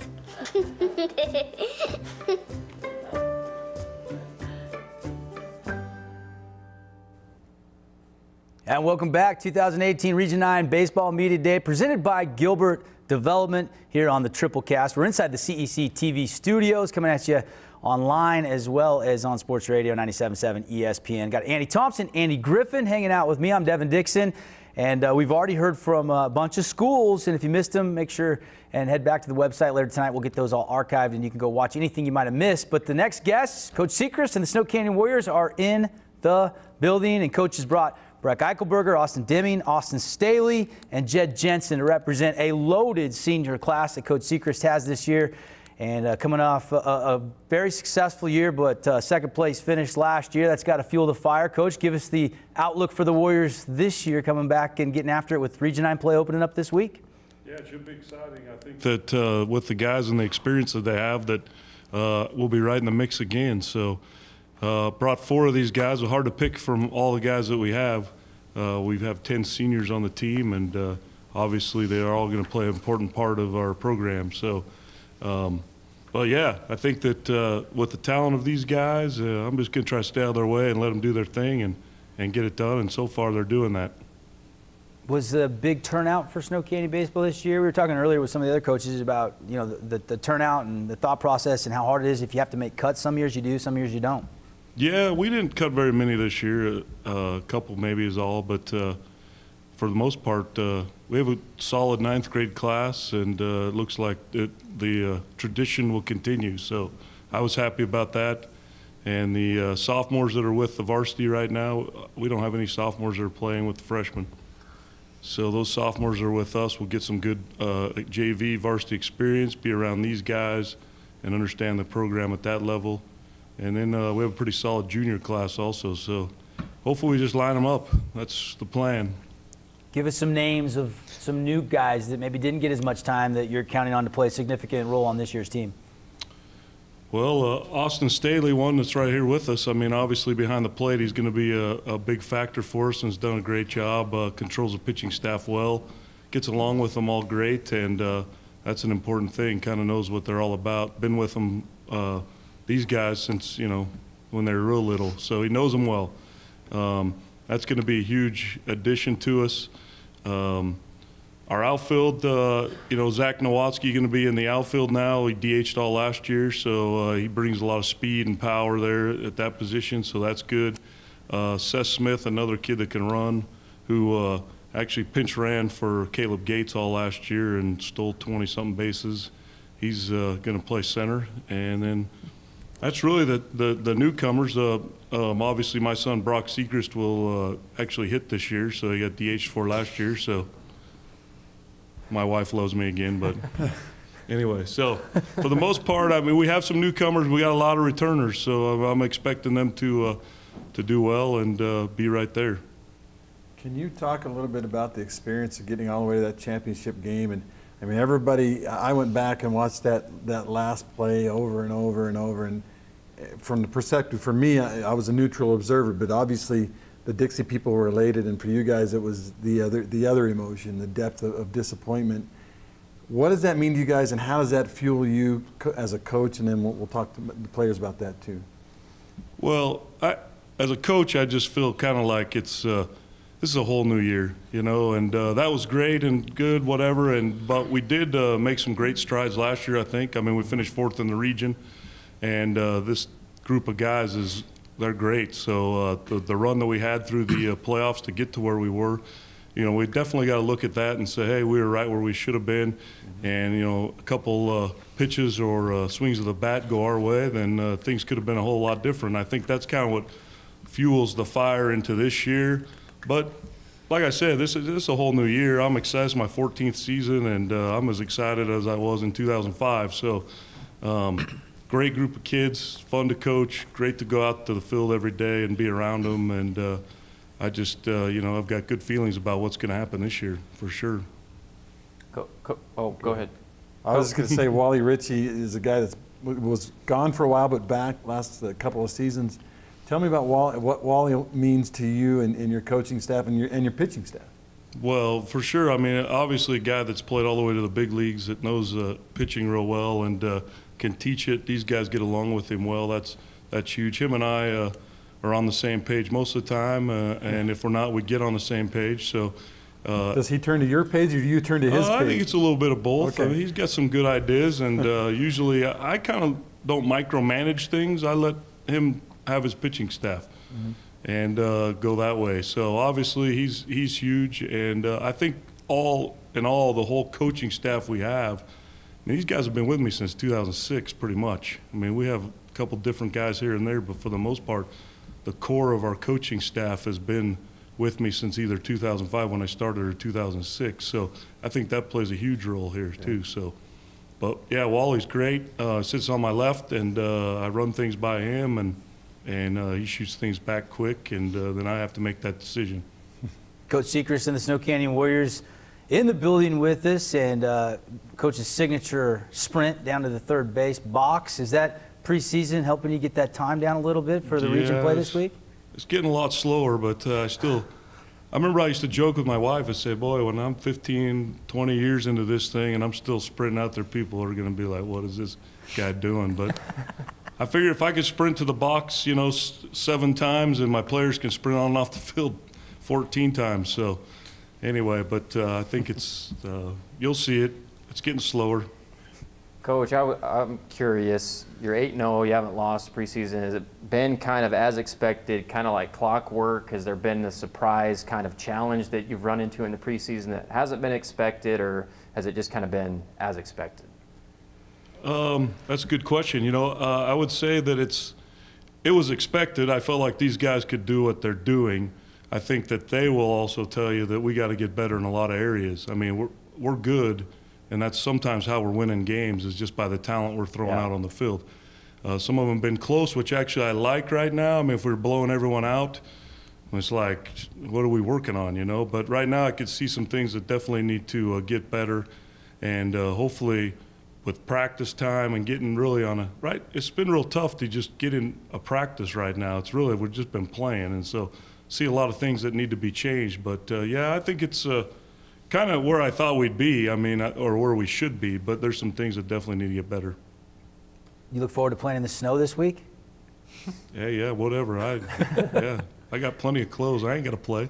We were talking maybe you guys might play a home game tomorrow. You guys open up with Canyon View. There's snow on the ground in Cedar City right now. Have you guys talked a little bit about that? Yeah. Well, Jason and I have, Coach Jacobson, we talked about what we're going to do. He said that he would let me know around this time what his field was looking like when he got back from here. So we're just going to kind of see how it goes. If we have to move it down here tomorrow, we will, and then go there on Wednesday. Do you wish you had more region games, or do you feel like this group with the senior leadership, they're ready for region play starting? Because it goes quick. Preseason's gone. You know what? I think there's so much jam-packed into the, you know, nobody cares really much about baseball. You know, you have tryouts, next day you're playing. It's like, you know, basketball, they have tryouts and they have 2 or 3 weeks before their first game. So it's kind of like just shoved on us, and it'd be nice to have some practices in here, which we haven't really had. So I'm not real happy that region's starting tomorrow, but at the same time, it's going to happen, it's going to come, and so we need to be ready for that. So, do you wish they would go to 3 region games a week and give you 1 more week off earlier? I do not. I'm glad with 2 games. I think 3 is, well, 3 comes down to kind of more of a financial thing. I mean, as far as like bringing teams in and playing in our tournaments, we wouldn't be able to have as many games. you know, preseason if we were having 3. If they would I just jump meant in region, 3 a week. Yeah, I know, but if we have 3 a week, then you're looking at, you know, 18 games. In region, that leaves you with 7 to play, and because they only give us 25. So there goes your tournaments, which, you know, produce a lot of money for the program. So that's kind of, I think that's kind of why we've all shied away from from the 3-game series. You know, Danny's running his stuff, everybody's doing something. And the money that comes in from those is huge for the program, there's no doubt about it. So I don't know, 3 games a week would be fine if they make us do it. I don't really care. Maybe if they give you 3 more games. Yeah, total. well, that'd be great. If they gave us 30 games to Right. play, then I would say go for it. I don't think they're going to do that. Coach, let's let you introduce these players. We know a lot about them, but tell us about the 4 that are representing the Warriors today here at our media day. All right, so sitting next to me is Breck Eichelberger, and then Austin Deming's next to him, and Austin Staley, and down on the end is Jed Jensen. No introduction needed for the fellas. Yeah, I mean, pitcher, first baseman, shortstop pitcher, our catcher, who probably won't pitch, and Jed Jensen, who's playing first base right now for us and pitching. He's kind of made a transition to first base for us. Let's open it up for some players for the panel. Go ahead, Andy. Yeah, I'll ask Breck or Austin, you guys who were pitching, you know, you probably grew up playing against a lot of these guys that you're playing in high school. Do you have a long memory as a pitcher? Do you have a short memory? Can you remember pitching to a guy like Tyson Fisher 3 years ago, or do you forget that and just worry about the game upcoming? I'm curious. We just take it one pitch at a time, and we try to have a short memory, but of course it doesn't happen sometimes, and I feel like that can be a good thing because you can remember what not to do. But yeah, for the most part, we try to have a short memory. Ask Austin Deming. You had a great year last year. Usually when you get to the postseason, the numbers go down a little bit. Your postseason last year was one of the best postseasons, I think, in high school history. Your average went up, your home runs went up, your extra base hits went, and everything went up. What were you able to do? Why were you able to do that and make the postseason actually be better in the postseason than you even were in the regular season? I think just being around my good teammates and having a good region, like you said, and so I was seeing it really well. And when the state tournament came around, it didn't change. I was still seeing it really well, and I think that's the biggest part when you're hitting is just being able to see the ball, and I was doing that really well and led to good hitting. So obviously, you got some attention from the team up north. BYU, you've already signed with them. Does that take a little bit of weight off your shoulders, knowing you've got your college future plan already? Yes and no. I think it kind of puts a little pressure on me. I don't think anyone would want to say it. I don't want to say it either, but it does a little bit. But at the same time, it does take pressure off because I know I'm going to play the next step, the next level. But I'm just focused on the team right now. So, Brock, I want to ask you that too because you've already committed to the University of San Francisco. Yeah. Take me through how that all came into play. What do you mean about? Well, just the backstory on how you chose San Francisco and how they found you in little old St. George. When I was just playing last season, I was pretty much just emailing like every team I could think of because I wanted to play college baseball. And then I reached out to them, and they'd been sending me like letters. I got a lot of letters and information from them throughout the season. And then they watched me pitch out in North Carolina, and then I went on a visit out there, and I just really liked the coaching staff, and I fell in love with the campus and the school. And so that's what made my decision, was mainly the coaches. I don't know if people know this, but Austin Staley has been here for our media day for football, basketball, and now baseball. So he's getting more camera time than Devin Dixon just about. But Austin, you're kind of in the middle of it, quarterback and then point guard and now catcher. Do you like being the center? I mean, the spotlight is on you sometimes. If the team plays bad, we can blame Staley. If the team plays good, we can give Staley credit. Do you like that? Yes and no, because obviously the team plays good. It's never because of me. It's always because the team plays good. And I do take credit if we do play bad. Sometimes it is on me. So I don't know. I guess you could say I do like the spotlight with all the positions that I have played. That's pretty humble of you to answer that way. I don't know if people know this, but he's been academic All-State too for a long time. 4.0 grade point average, right? Mm-hmm. And you're not taking basket weaving and stuff like that, right? You're taking real classes? Yeah, I've got a few AP classes. Awesome. Very cool. Well, Jed threw a shutout last week. Jed, tell us about your pitching approach. Are you a bulldog out there, or are you more of a technical pitcher? I think with most of our staff, we're all pretty aggressive dudes.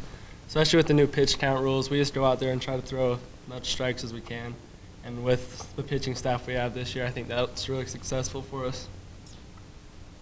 Breck, I'm curious, just talking about your decision to go to San Francisco, what's something in the off-season that you were focusing on in your pitch game and something you've developed that may have already been paying off already in the early season? The biggest thing was spotting up a fastball. That's like the one thing all the college coaches love is you can command a fastball. And I feel like that was the biggest step for me over the summer was just spotting up my fastball and then be able to throw breaking balls for strikes. You ever had Deming kill one on you in practice? Oh, yeah. And Probably not, what's the exchange like when that happens? I don't know. It's good competition. It's good from both sides when we both do good. But, yeah. How big is pitching going to be for you, Austin, this year? I mean, obviously the team suffers defensively when they take you out of shortstop and put you on the mound. But so do you feel like it's crucial that you're also a pitcher, though? I mean, I want to help out in any way I can. So if that's pitching, then I want to pitch. But if that's pitching more, pitching less, I'll do whatever I need to do to help the team the most I can. Jed, how much do you learn from these guys, these other pitchers, and how much do you guys learn from each other as a whole staff? Because you got a lot of arms this year. Yeah, I think definitely with these two dudes, they both are the guys who throw super hard. So they work with us with our velocity, and other guys on the staff can work with them with like location and stuff like that. Coach, you don't play the Dixie Flyers till the very end of the Region 9 season. Is that a good thing?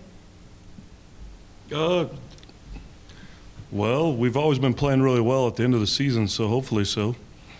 I don't really care. I mean, whenever.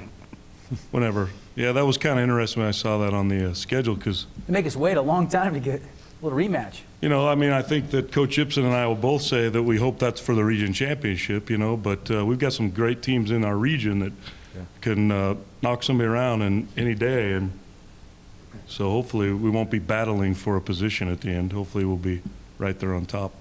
You decided Candy View's coming back into Region 9? Well, I like seeing Jay. I really like Jason Jacobson. I think he does a great job up there. So it's I don't know.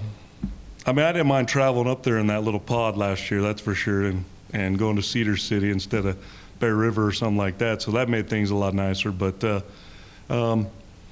yeah, we're happy to have him back. I mean, we've already seen him this year, and we're going to see him probably even more. They're coming to our tournament this weekend too. So who knows what's going to happen? We may end up playing them 4 times here in March. So. Snow Canyon Warriors here in the building. Got just a couple minutes left. Some other questions for the players, guys? I just wanted to ask them what I asked the coach about. You know, that taste of losing that last game on the last play. How much does that fuel you guys that were there? And well, I mean, all of you were there and were part of that team. How much does that mean to you? Do you think about it at all, or is that just the past and you forget about it? What do you think? Anyone of you guys? Well, I think it's in your mind for a little bit, especially right after. But then our real focus was just getting back out on the field and proving that we can go past that and just really keep working. Well, that's all the time we have for the Snow Canyon Warriors today. Coach, thanks for bringing the guys in. Guys, best of luck this season, and you guys will get it going either at your place tomorrow or at Canyon View's place tomorrow. And then Tuesday, Wednesday games this week, and then you got the tournament this weekend. Best of luck. Yep, thank you guys. Good to see you. All right, we'll take a time out. When we come back, Media Day coverage continues still to hear from the Dixie Flyers and the Hurricane Tigers after this timeout from our great local sponsors. Most of my family, they never graduated high school or even let alone go to college, so I'm trying to break that barrier. My daughter, Brooklyn, was also a motivation for me to go back to school. It's been so amazing to be able to give our child the life that we kind of pictured us having, even though we didn't really have that. I've been in foster care my whole life. He's so strong to just be able to leave that all behind and still be able to take care of his daughter and be a good husband. Every day after work, went straight to school, studied hard, and it paid off. I could not have done it alone. We've been through so much in our life, and he never used that as an excuse, but as motivation to do better. I see the future is really bright for me. The high school diploma is just added to the confidence, and now I feel unstoppable.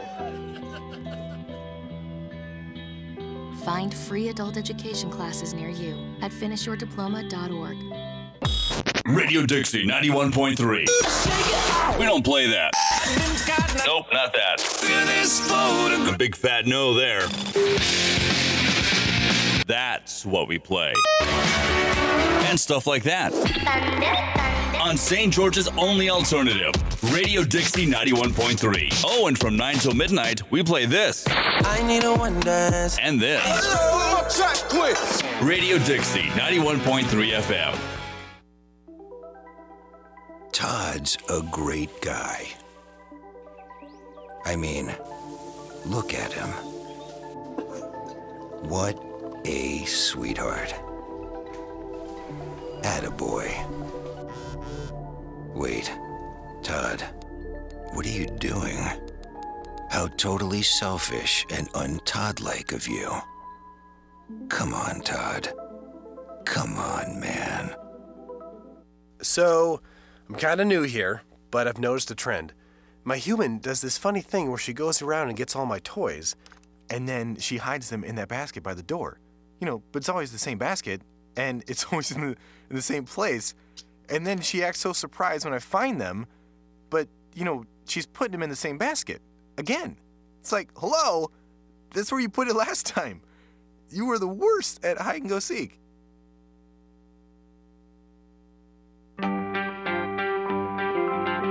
I take the road less traveled, run free, unwind, unravel someplace outside with lots to do. Green trees, red rocks, and don't forget that blue sky. The sunshine shining, sunshine pouring on me. Think I might just stay a while. Say hooray all day because the sun is gonna shine on me. Sun is gonna shine on me. Sun's gonna shine on me. And we welcome you back to our 2018 Region 9 Baseball Media Day. A lot of teams have already come and went, but we're not done yet. The defending champ, Dixie Flyers, are in the building, and we've got them for the next 15 or so minutes to talk a little ball and stick as they look to defend their championship. Head coach Danny Ibsen in his 8th year, 24-3 record a year ago. And then with him, he's got Hobbs Nyberg, Tyson Fisher, and Peyton Hara. And we'll start with you, Coach, and talk a little bit about what an offseason it's been and the outlook on the Flyers this year and trying to get through Region 9, a tough region again, and try to get yourself in a position to win another title. Yeah, I mean, we move up to the 4A classification with that realignment, but I don't know that changes much where we're at. I mean, Region 9 is a competitive gauntlet that you have to run every season to try and qualify for that state tournament. And so that's kind of the ultimate goal is you create your preseason. We break it down into 3 seasons, a preseason, a regular season, and a postseason. So hopefully all of that does is helps us qualify for that state tournament.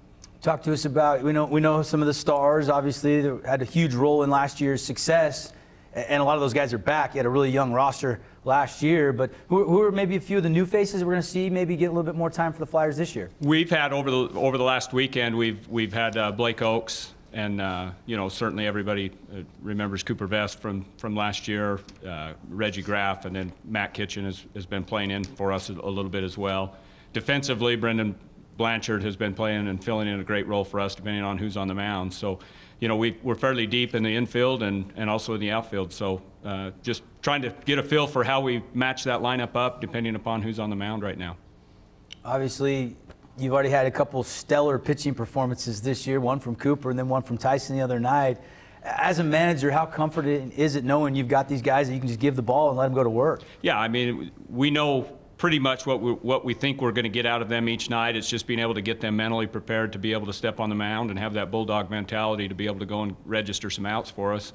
And, hopefully we'll score enough runs to support them in that effort, and that's really what we try to do. It never changes with what we try to approach. Pitching and defense is the #1 thing that we preach, regardless of how things are going. That's the main focus of what we're trying to do in terms of preparation for our season. And folks, if you don't know what I'm talking about, Tyson had 18 Ks the other night, no-hitter, and then Cooper about a week and a half ago had a no-hitter, so already a couple of stellar performances. I think he's had 2, hasn't he? Has he got 2? Cooper? Yeah, Cooper's gone back-to-back 5-inning games.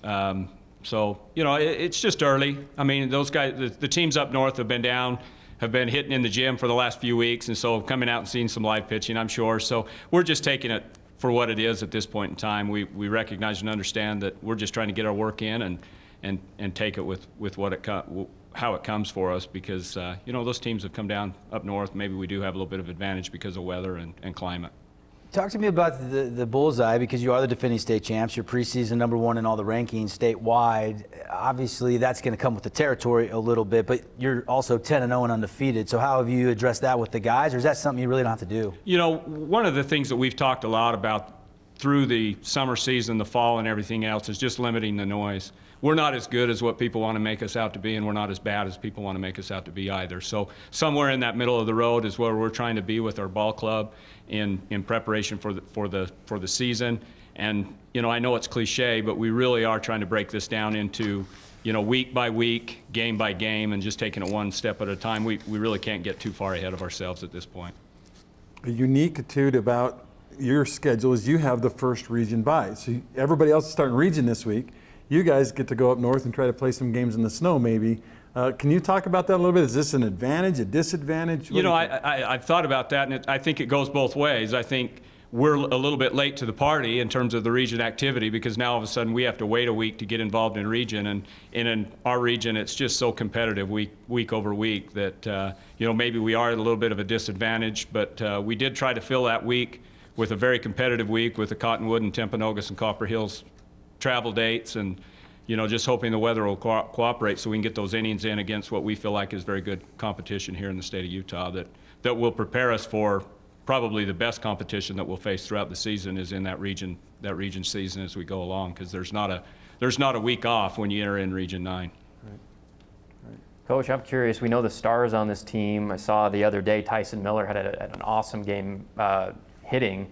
Are there some other guys on this team that have surprised you so far, that we know the expected, but some of the unexpected guys? We've tried real hard over the summer and over the fall and everything else to prep our guys for this season, so I don't know that there's necessarily been any surprises in terms of that. But you know, like you say, there are some new faces. Tyson did play a little bit for us last year in that designated hitter role, and then got injured through the middle of the season that hampered his ability to produce through that middle part of the season. So it's great to have him back and filling that role a little bit in that designated hitter spot.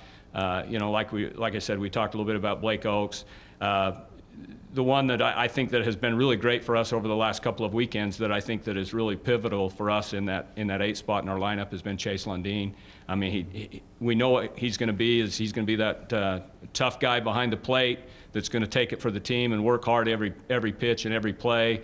And you know, he's really swung it real well these first 2 weekends, and I think that's good for our ball club to be able to extend that lineup through you know, through that 7, 8, and 9. And so what we can do to fill those spots is going to be the difference in our season this year.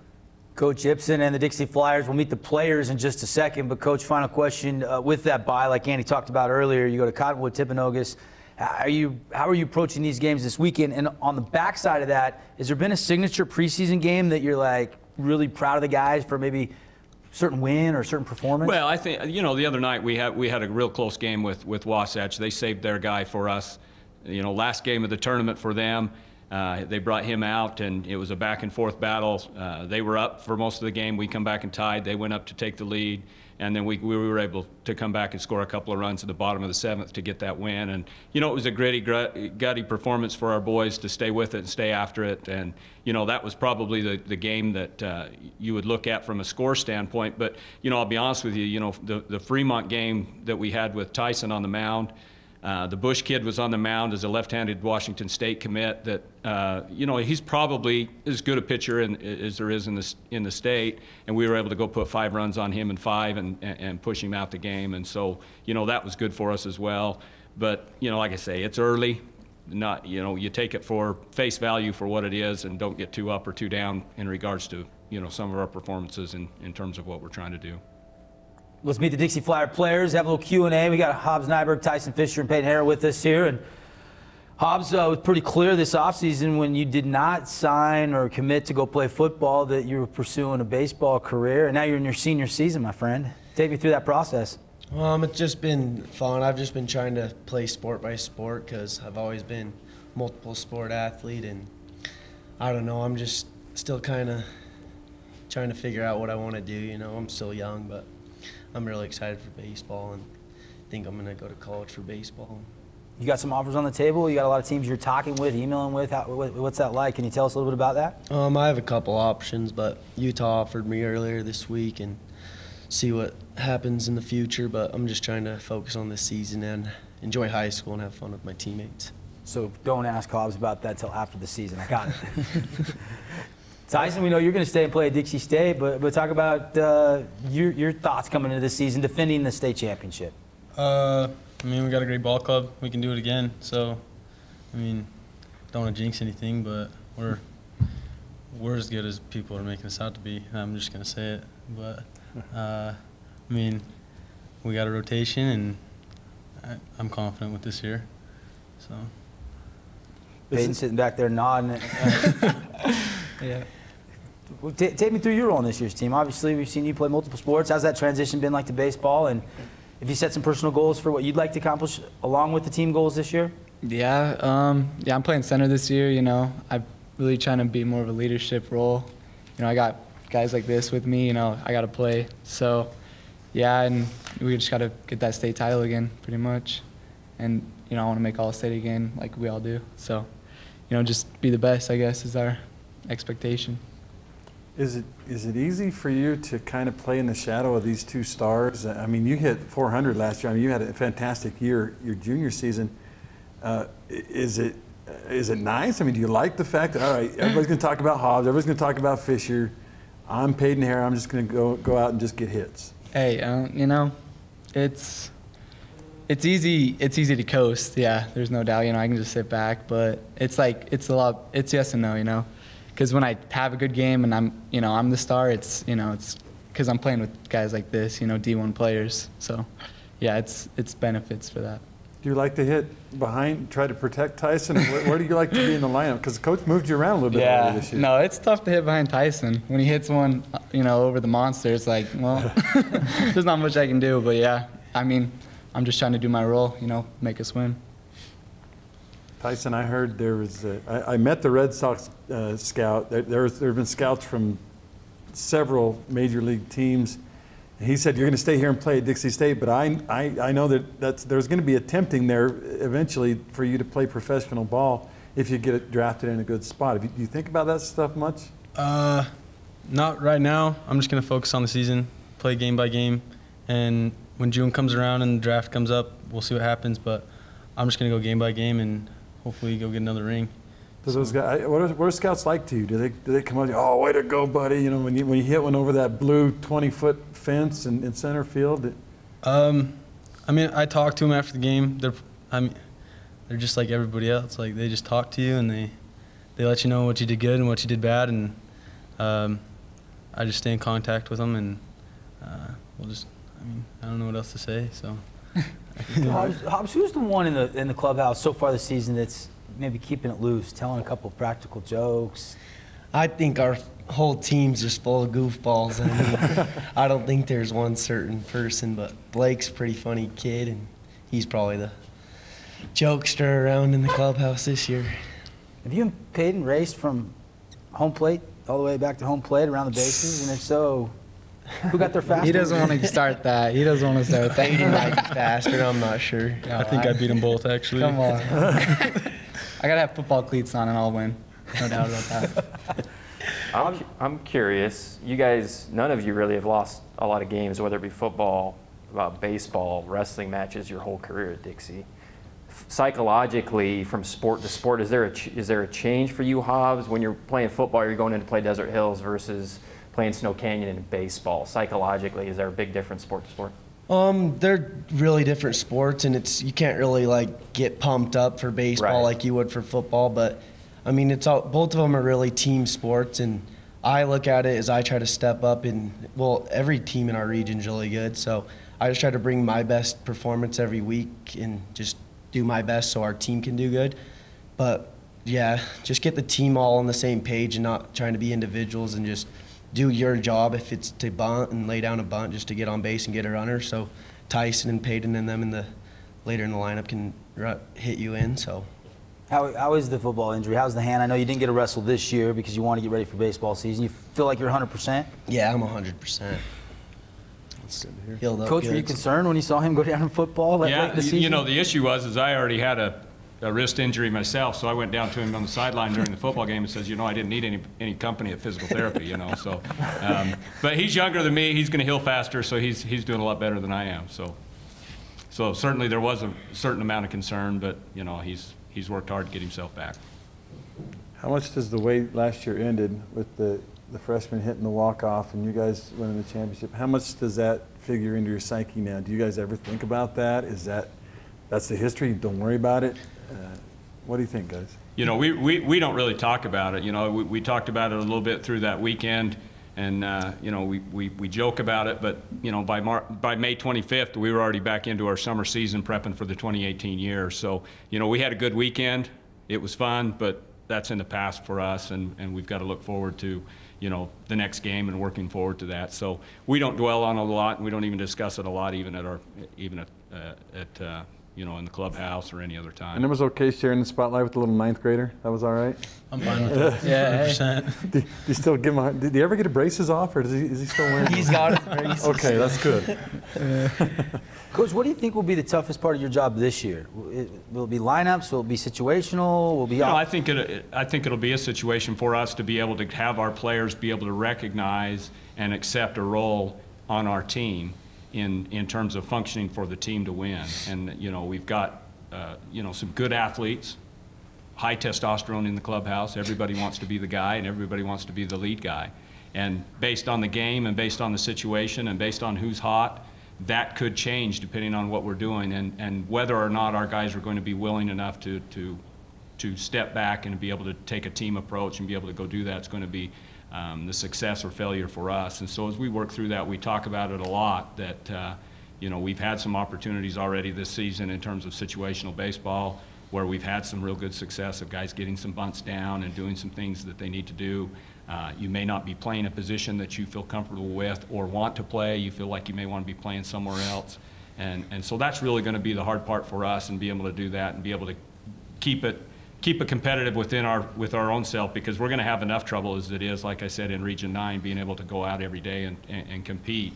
There's no reason for us to be able to have to answer those questions within our own clubhouse or dugout or anything else. So we talk a lot to our guys about being able to accept whatever role is going to be present for them during that particular game to make the win, because at the end of the day, we don't care about anything but other than the runs that show up, and we want to score more runs than they do, and that's kind of what we want to have the focus be.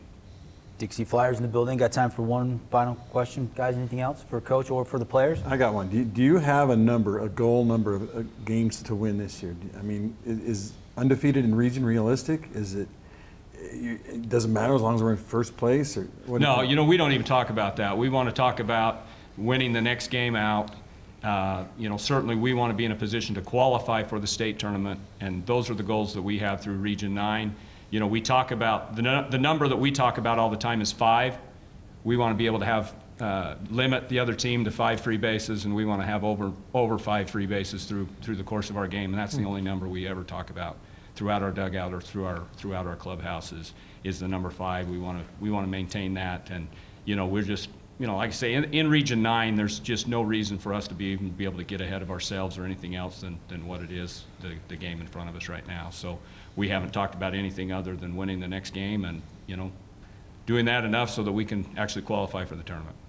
Good stuff. Very good. Tyson, what are you hitting high mark on the gun right now going into the season? You're fresh, man. 81, I think. 79. I think Is that your left hand, or? No, that's right-handed. That's what I'm going to. So. Good stuff, fellas. Thanks for being here. Hobbs Nyberg, Tyson Fisher, Peyton Hara, and of course, Coach Ibsen. Defending state champ Dixie Flyers ready to go. They got an off week this week, some games out of region up north, and then they'll fire up their region schedule next week. And our first Dixie broadcast will be on the 27th when they play Desert Hills live on ESPN Radio. We'll take a time out. We'll come back. Cedar Redmen. We'll wrap up our coverage today, and then we'll have some all-region awards, preseason polls, and some things like that, so stick around. Everything starts out small. The things that hurt us, they all start from somewhere.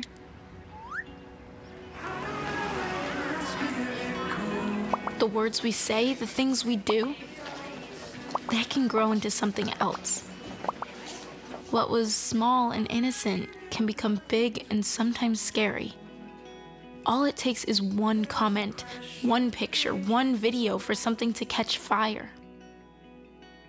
But a big problem doesn't need a big response. Not at first. Even if we don't know what to say, the eye emoji can be that first step we take. Let's all pledge to take that first small step together and change the world in a big way. I'm a witness, and so are you.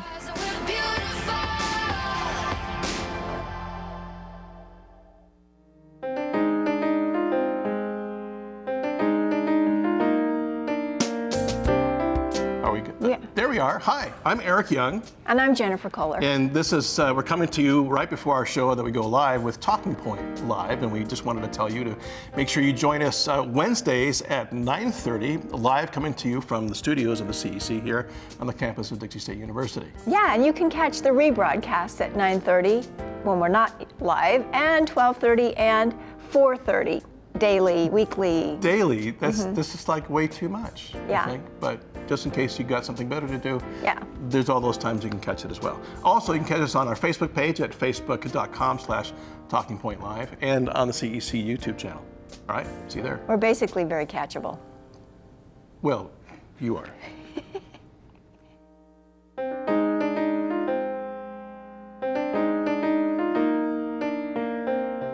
Bye, Janet. It's nice seeing you again. You look good, girl. Just let me know what I can do to help. Well, to help me, she'd have to help every day. Every hour, every ouch, every time my wife calls for help. I mean, maybe she could help me make her lunch.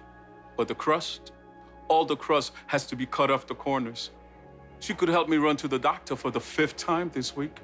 Help me with the specialist and the second opinions and the painful paperwork of our paperwork. Help me deal with how hard it is seeing my wife's name on so much paperwork. But this is on me. I'm the only one who can do this, like this, for her. Besides, take care. We will. Janet doesn't like her cooking anyway. Find support for your strength. Visit aarp.org/caregiving for care guides and community.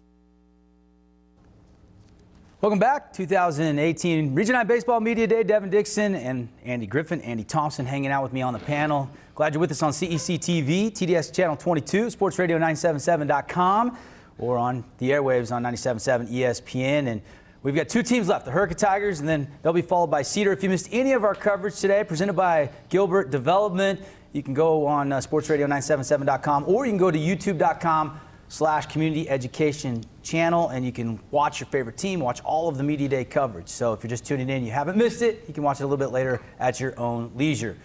Filling in for first-year head coach Johansson is Coach Howe. Coach Johansson wanted to be here with us, but was out of town and not traveled back until later tonight. So, Coach, appreciate you being here, filling in for Coach Johansson. And we've got Riley Kent and Brigham Hershey and Gage Apaleka, and then Brock Starley representing the Hurricane Tigers. We'll hear from the players in just a minute. But, Coach, if we can start with you and talk about the new staff, talk about expectations and overall preview for the Hurricane Tigers this season.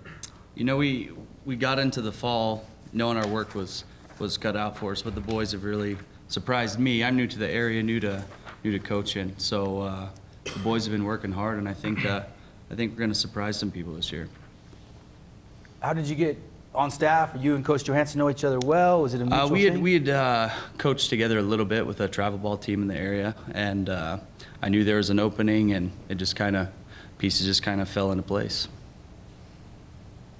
Talk to me a little bit about losing a guy like Flematakis and Swenson and some other seniors that you had last year. I know you don't know a ton about that group, but how is this team forming their own identity from what you've seen early in the season? You know, I didn't really know a lot of the players, but I knew they were pretty dynamic. Was able to watch them and be around them a little bit as they were on their way out with other travel ball teams. But these guys have came in, and we're trying to create a new culture, a new sense of brotherhood.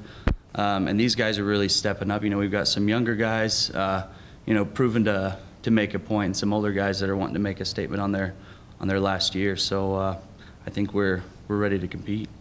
How was turnouts 9th through 12th? How big was your turnout for baseball this year? You know, I don't know number-wise, but it was bigger than what we had in the fall, and I think, you know, numbers grew the more that we were able to get the word out that, hey, we're here to stay, and we're going to make a statement this year, so everybody come out and come be part of the team. How has the preseason been for you, Coach, and for the team so far? How would you grade it out? It's been pretty good. We've had our ups and downs, and we've learned a lot about our pitching staff, our offense. We're a pretty resilient team, and one thing that I can commend the guys on, they've battled unlike any other team that I've been a part of or coached before. You mentioned the pitching staff. You got a couple of the guys that can throw here, but are you still trying to find more depth, back in? You know, I think everybody could always use more depth, but with what we've got, I think we've got a pretty solid staff. Everybody can come in and do their, you know, sink into their role, and everybody's working together really, really well. So I'm just excited to get into region play. Can you talk a little bit about what you know of Region 9? I know you're new here, but obviously there's a high level of baseball here and a high level of expectations. You've got, you know, the 2 state finalists from last year, Dixie and Snow Canyon, and you guys are trying to climb out of this hole. What do you know of Region 9, and what do you expect of your guys in order to be able to get to that level? You know, I have heard a lot about Region 9 it being one of the better regions in the state, and so far from what I've seen in the preseason and in the fall, it really is. These, you know, they've got good offense, they've got good pitching, and I don't think there's any reason why, you know, Hurricane is can't be a contender to make the playoffs. We've got guys who can hit. We might not, you know, have a guy who's going to hit 10 home runs a year, but we've got the guys who are going to get it done defensively and offensively. The pitching staff is, you know, again, we're not going to have guys blowing you away on the radar gun, but, you know, I pride myself being the pitching coach and you know, making sure they know why they're throwing what they're throwing. And so far this preseason, they've executed, and we've pitched against some pretty prolific offensive and done pretty well. I asked the question earlier. You know, you can hit as good as you can hit, and you can pitch as good as you can pitch, but when it comes down to it, defense is so huge. How has your team progressed this spring in playing defense? I know you had that one game, 21-17. You guys had 7 errors, which sounds really horrible, and it was, except the other team had 8. So, but how's that coming for you?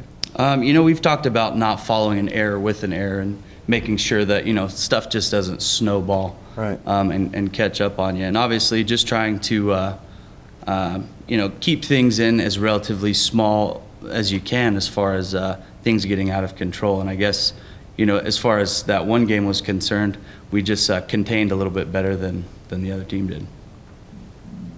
Coach, we'll let you have the honors. Introduce and tell everybody why you selected the players to represent the Hurricane Tigers today. Maybe a little bit about them, what position, and what you expect from them this year. So we've got RY. We call him RY. He's a senior. Been a guy who's, you know, he's on his way out, and he's wanting to make his own statement. He's always been there, been a hardworking guy. We've got Brigham Hershey, same situation. They're both seniors wanting to make a good impression on everybody and change this, you know, this culture at Hurricane. So these two have been leaders for you know, 9 through 12. And we've got Cage, and he's always been a guy who's been able to take the younger guys under his wing, and so we feel like he proves to be what we want in Hurricane baseball. And then we've got an up-and-coming Brock Starley. He's, you know, taking the lumps on the head as a younger guy, but he's going to be a staple throughout our system in the upcoming years. Let's open it up for players for the question. RY, like T.Y. Hilton, it's RY. Yep. What's the backstory on the nickname? We used to have 2 rallies on the team, and so my first name starts with RY, so they just kept calling me that, so you don't get each other mixed up with everyone else on the team. So. What's this? You trying to grow a little baseball beard going on? Guess so, yeah. I've seen your dad's beard. You got a ways to go. Yeah, sure do. You're going to be pitching, play some shortstop. Take me through, you know, what your thought process is day to day when you're changing positions like that. Yeah, I play wherever they need me to help out. I played a little bit of third this last tournament as well. Played outfield last weekend, a couple weeks ago. I'm just happy to play wherever I help out the team. I'm curious, as a guy that pitches and plays in the field, when someone commits an error behind you, how hard is that to to get over, to get past, to get through? Because knowing that maybe the next day you might do the same thing to them. I mean, is that something that figures into your psyche as a ball player? Yeah, it definitely does, but you just got to work through it and tell them to get the next one and believe in them and believe in yourself to make the next play. Brigham, I'm curious, Coach mentioned you as one of the guys they're kind of depending on to improve the culture of Hurricane baseball. How's that going for you so far this year?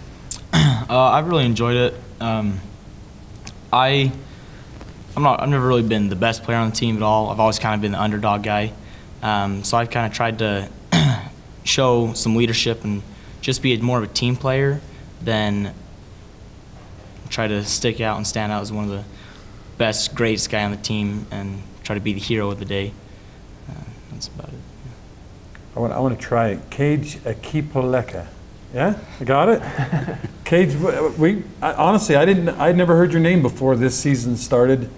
Tell me about your history in baseball. Is this your first experience at varsity, and how is that going for you? No, I played with varsity for a couple of years, and it's going great. But I played baseball for like my whole life. You eat, drink, and breathe baseball? Yep. Yeah, that's cool. That's cool. Brock, as a sophomore, seen a lot of time. You know, Coach mentioned how you've got to be a staple for this Tiger team. Are you still behind the dish? Yes, sir. And obviously, you take a beat in Region 9 behind the dish. What's that like? I mean, by the start of the season, you're all freshman, ready to go. By the end of the season, you're like ready to stand up for a little bit. It's what I love to do, but yeah, it comes with a price. But at the end of the day, it's where I want to be and what I love to do in baseball, so it's worth it. What are you looking as far as goals for you? Help this upperclassmen. You know, you guys were 8-14 last year overall. And how do you help the Tigers get up above 500 and competing for a playoff spot? You just missed it last year, missing the postseason. I got to do all I can rather than, like we mentioned, errors and stuff. It can get to your head, but at the same time, baseball is a game of second chances. You just got to not make an error after an error and just be resilient and keep playing. With Coach Howell here, you're the pitching coach. Does he signal the pitches in? How much freedom do you have as a catcher to make calls and evaluate, you know, the way guys are hitting? It depends. I think we both, a lot of the time, are on the same page, but he does signal him in most of the time. And then if I see something, I'll let him know, and if he sees something, he'll let me know. We just try to get the best pitch in we can and see how our defense executes behind us. Is your dad Dave? No. No? Different guy? Okay. Yeah. All right. I want to talk about the new coaching staff, RY. What's been the biggest change? You guys were well coached last year, and obviously, but new changes. What's been different? Yeah, we definitely have a lot different aspects like practice. We do a lot more like fundamental like drills, and then we had like 2-a-days, like early morning weight trainings, and started in the fall this year as a team, and so it's been different than in the past. We've done more, they've been more involved and helped out a lot, definitely. As far as, you know, strategies and stuff, Cage, Brigham, what's preseason games, you've had some under your belt. Have you noticed a different philosophy, so to speak? I wouldn't really say we have a different philosophy towards coming at the game. I'd say it's more of a different intensity. I feel like Hurricane's really trying to come around and become the better team, not the bottom of the bucket of Region 9. And everyone on our team is really trying to work hard in order to achieve that goal of ours. And I think we're going to come around and surprise everyone this year. Is the goal make the playoffs? Is that the number one thing? We're going to get in, and then we see what happens. Yeah. You know, when you're in a region like this, I mean, obviously Dixie defending champs, and Snow Canyon was right there with them. Desert Hill's a good team. Pineview always brings it. What do you think it's going to take to break through? Is it going to take error-free baseball? Is it going to take a good hitting team? What's it going to take for Hurricane to break through? I'd say it's more the practice put on off the field. And I think that we are definitely putting in more practice than all the other teams by having our early morning practices like RY mentioned earlier and our weight training. And I think that's been one of the biggest keys to help our team out, is that we are willing to put in the time and the effort off the field so that we can show it on the field. Do you have a lot of multi-sport stars, or do you have a lot of baseball-only guys, so you guys are playing baseball year-round? We have mostly just baseball only guys. There's a couple guys that play like golf and a couple that are like basketball and other things like that, but mostly just baseball guys. Like, we're out there in the fall with us, and we've been with these new coaches for some time now. So high school I grew up, golf was in the spring, so you couldn't do both, but it does work out here in Utah.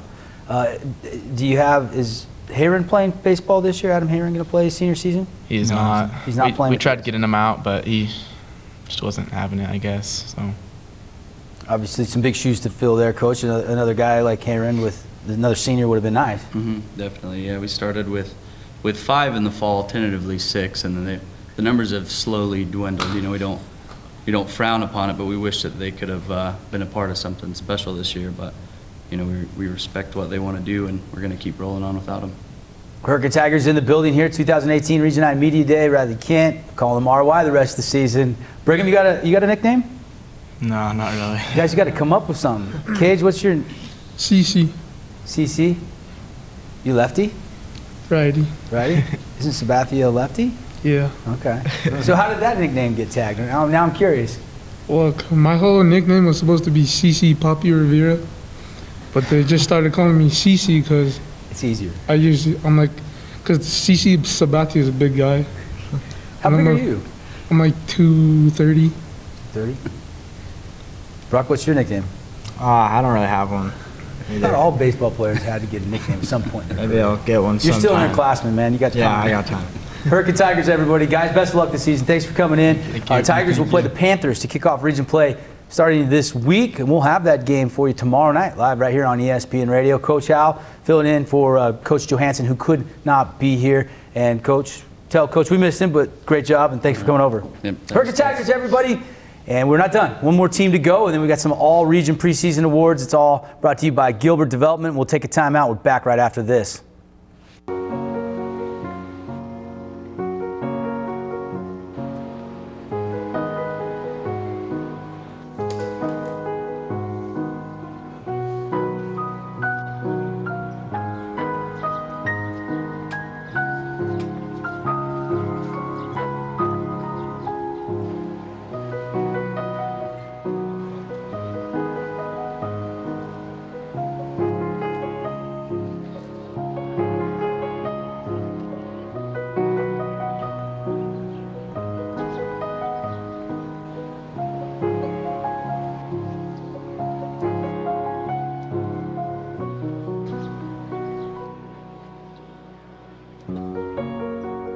We'd do anything for kids. Yet 1 in 6 children in the U.S. struggle with hunger. Help end childhood hunger near you. Learn how at feedingamerica.org. Where do you find the titans of classical music in St. George?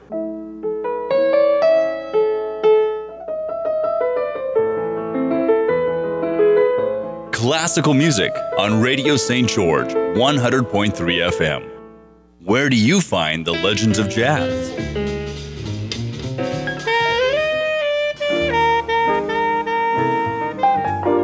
Evenings on Radio St. George, 100.3 FM. You think getting dumped by text is harsh? Try getting dumped by a tennis ball. My ex-owner drove me out to the woods, yelled fetch, and by the time I brought the ball back, he was gone. Yeah, I was pissed. But the folks at the shelter helped me let go of my anger. I learned coping skills, like taking it to the hole. Boom! Now I'm ready to fetch again. But how about I throw and you run and get it? Once there was a boy who did the same thing again and again. One day, he was told he had autism. He got help and slowly learned how to live with it better.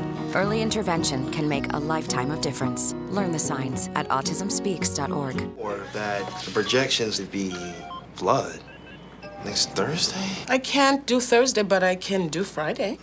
Disasters don't plan ahead. You can. Talk to your loved ones about how you're going to be ready in an emergency.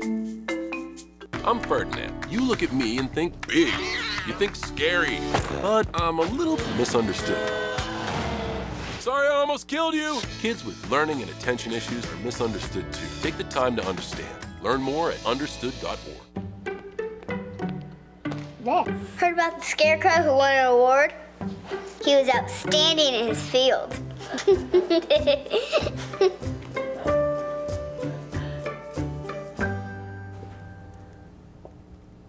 And we welcome you back, 2018 Region 9 Baseball Media Day. Devin Dixon. I got Andy Griffin, Andy Thompson hanging out with me here on our panel. Thanks for watching on CEC TV or on sportsradio977.com or listen on the airwaves on 1210 AM or 97.7 FM. And through 6 teams and 1 remaining, the Cedar Redmen. And we'll finish up with the Redmen, and then we'll have some all region awards, preseason polls from the coaches and the media, and wrap everything up for you. But first things first, Coach Feldstad and the Redmen are in the building. And Coach, thanks for making the trip down out of the snow to sunny St. George. And man, just take a couple minutes and talk about the off season, a little bit of an overall preview on the Redmen team this year. Well, our off season, we spent a lot of time in the summer getting ready to play, and we get to spend a lot of time inside with our weather. Our weather is actually pretty nice in February. It would have been nice to be able to get out. We'd leave our nets and stuff down so they don't get ruined, and so we're pretty good at playing ball in the gym right now. So if anybody wants to come take us on in the gym, we'll take that. We'll take that challenge. But our kids worked hard in the off season. We have a weightlifting program we spend a lot of time with to get them stronger and get them ready and prepared. And we've got our dungeon facility that we go down, and maybe that's why I've got a cough, because we're inside in the dungeon and with our dirt and dust. But we spend a lot of time down there swinging, so hopefully we can translate from being down in the dark to the light. How long have you been coaching there, Coach? It seems like you've been around quite a while. This is my 6th year as a head coach. I've been with the program for 14 years. I was assistant to Steve Rollo and Mark Johnson, who they both were gracious enough to come help us this year. So got a couple old hands that are there ready to help us out and help me. Go ahead. I was going to say, what would you say is the identity of Cedar Redmen baseball right now, or what have you tried to establish as the identity of the team? Is it a toughness, or what is it? just compete. That's one of the things we talked about last week. I talked to the kids about is what does it mean to you to compete, to go out and give your all every single pitch, to not take a pitch off, and like we say, one pitch at a time, one at bat at a time.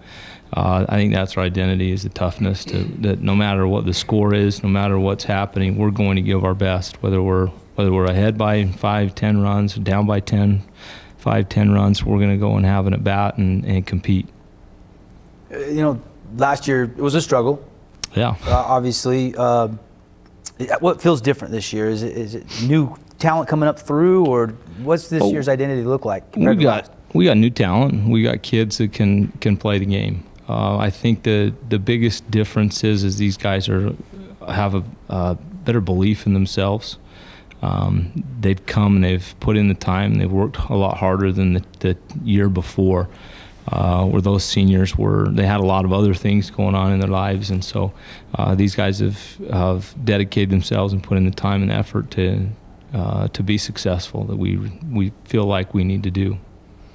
Coach, I'm curious, in the preseason, you'll learn a lot about your team position-wise. You solidify your lineup. How's that process going in the 8 or so games you guys have played? Well, we figured some things out this weekend, apparently, going from 0-4 to 4-0. So he's decided which team's going to show up, Jekyll or Hyde, and we had the good one this weekend. So, but no, last weekend was a little bit of a struggle for us pitching-wise.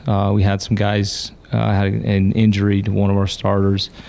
He wasn't able to pitch for us, and then we just started out of the gates. We struggled a little bit with one of our starters, and that kind of put us behind. Your number 2 and number 3 starters, you get 1 inning out of those 2 guys in a 4-game tournament.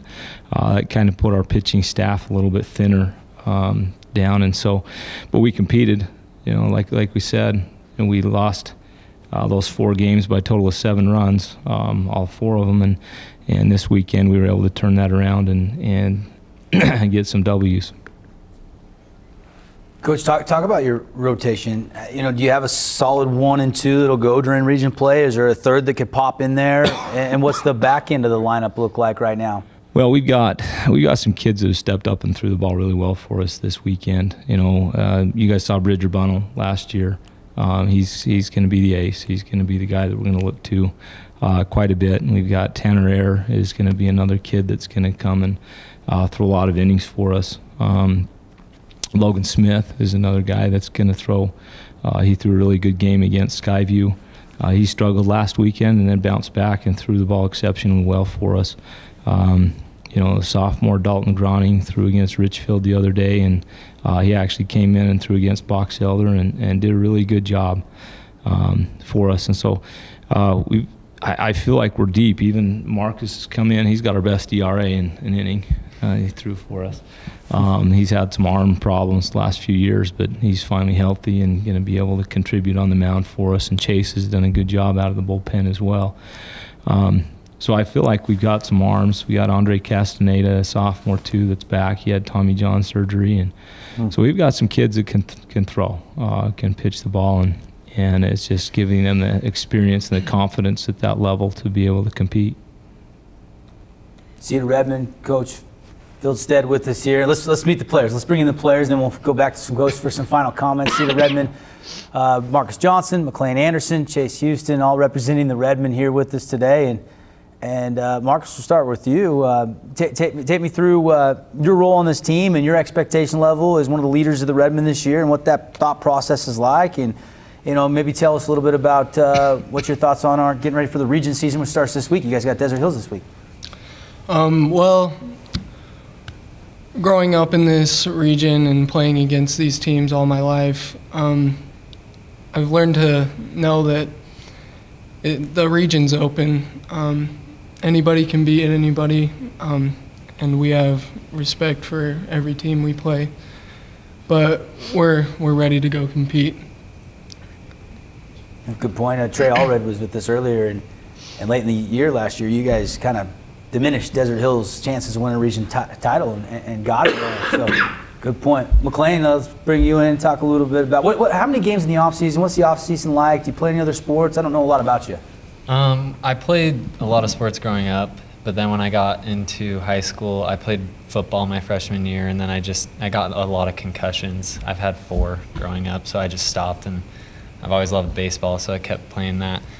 Our off season, like Coach talked about, we do a weight program, and we have a lot of summer ball and stuff like that, and I think that's some of the funnest baseball you can play, because you're trying a lot of different things, seeing what works and other things like that. And I don't know, I love going to summer baseball and the weights and all that kind of stuff, because it just builds the unity that we have with our team, and I feel like that we have some of the best unity this year we haven't had in a couple of years. Where are we going to see you at, mainly behind the dish? Or yeah, I'm a catcher. Play anywhere else at all? I play shortstop and I can pitch, but I don't really think I'll be pitching that much this year because I hurt my shoulder last year. So we're going to try and keep me healthy behind the dish instead of pitching. So.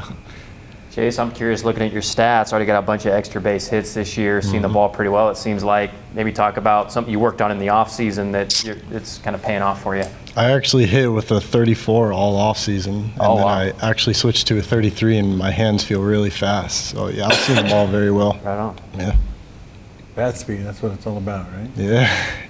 Marcus, I painstakingly every year enter all the stats for every game, and your name just kept coming up, and I guess it stuck out in my mind because you have a K instead of a C in your name for Marcus, but also just it kept coming up with these extra base hits and things like that. Tell me about last year, kind of splashing onto the scene now, like Devin said, maybe the expectations of where can Cedar go? Where can Cedar Redmen go this year? Well, last year I was real nervous. I was like a newbie to the varsity team, and but last year really taught me some good stuff. And now coming into this next year, my senior year, I'm pretty confident with the way our team is heading as compared to last year, and I think we're doing good. How comfortable are you in the batter's box when you're sitting there facing some of the big guns around the region? You know, guys like Fisher and guys like that. How comfortable are you sitting in there? Well, I mean, kind of back to what I said earlier. I mean, I respect all the competitors that are trying for the same goals our team are trying for as well.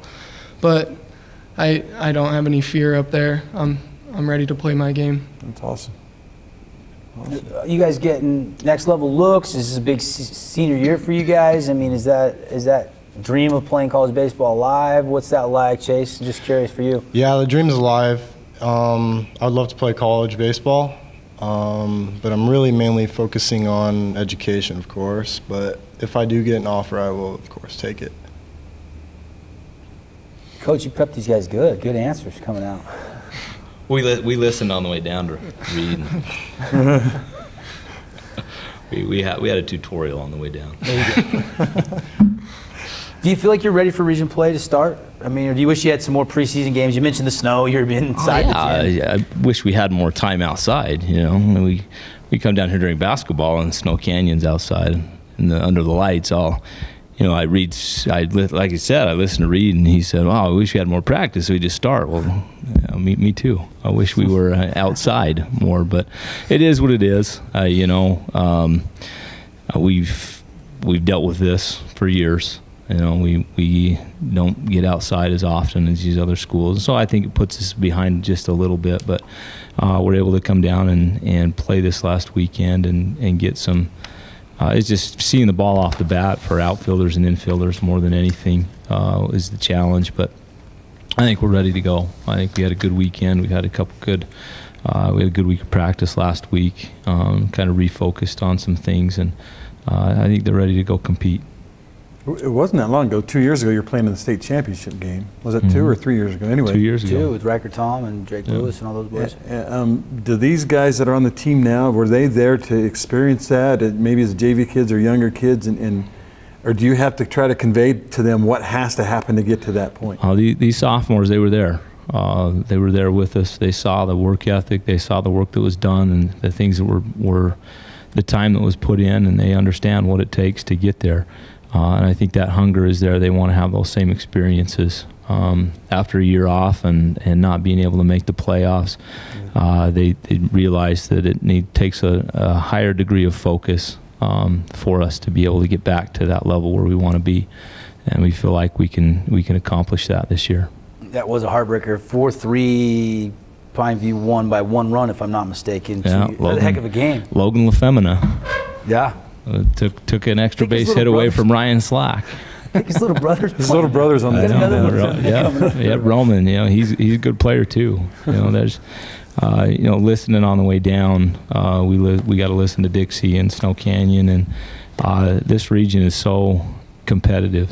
So many good athletes, so many good players, top to bottom. It's just fun to.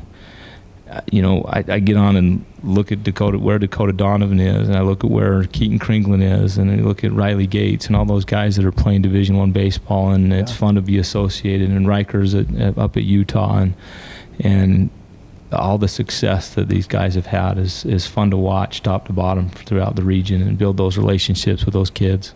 Wanted to get your thoughts on 4A classification. We've seen Region 9 have a little bit of a struggle once they get into the quarterfinals of the state tournament with the bigger classification. And then I want to get the players' perspective on Canyon View back in region after a 2-year hiatus. Coach, we'll start with you on the overall. Well, I don't think it's a big deal going to 4A.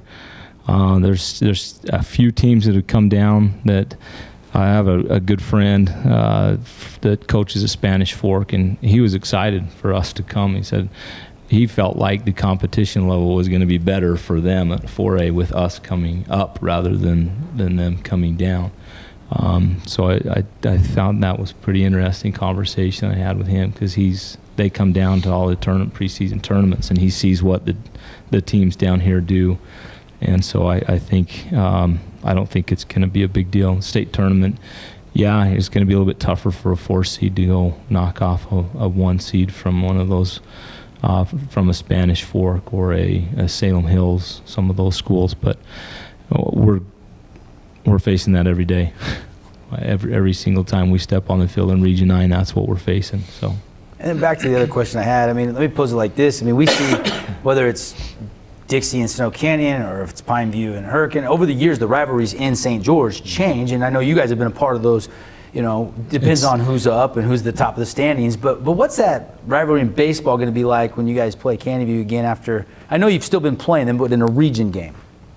Well, the way I'm looking at it right now is just the next game, next matchup, not really focusing on what's beyond that, and that's kind of what I've been striving to keep my focus on the game at hand. Coach, you downplay this Canyon View game a little bit, or is that? No, we just talked. I think cliche. That's just the next game. The next game we play. You know, I have a ton of respect for Jason and his program, and it's fun to see him come back and play with us in the region. And but it's just another tough game. You know, you think about last year, one of those other teams, some other team wasn't going to make the state tournament if Canyon View was there. So it's just one less really good baseball team that gets to go to the state tournament is the way I look at it. Desert Hills coming up first for region play for the Redmen, coming off 4 straight wins after dropping a couple early in the season. And thanks for coming down. Enjoy the weather while you're down here. Go get you a burger and head back up to get some BPM before the night is done. Coach, thanks for coming. Thank you. Best of luck, guys, this season. Cedar Redmen, everybody, wrapping up our media day for the team portion. But we're not done yet. We're going to take a 3-minute timeout. When we come back, we're going to kind of wrap it all up. If you're just tuning in, stick around. We'll give you some of the highlights. We'll also have our all-region preseason selections, as well as the coaches and media's combined preseason poll on how the teams will finish this year. It's a guessing match. We don't know, but we'll find out because they're going to start playing games this week in Region 9. Back in 3 minutes. Don't touch that dial.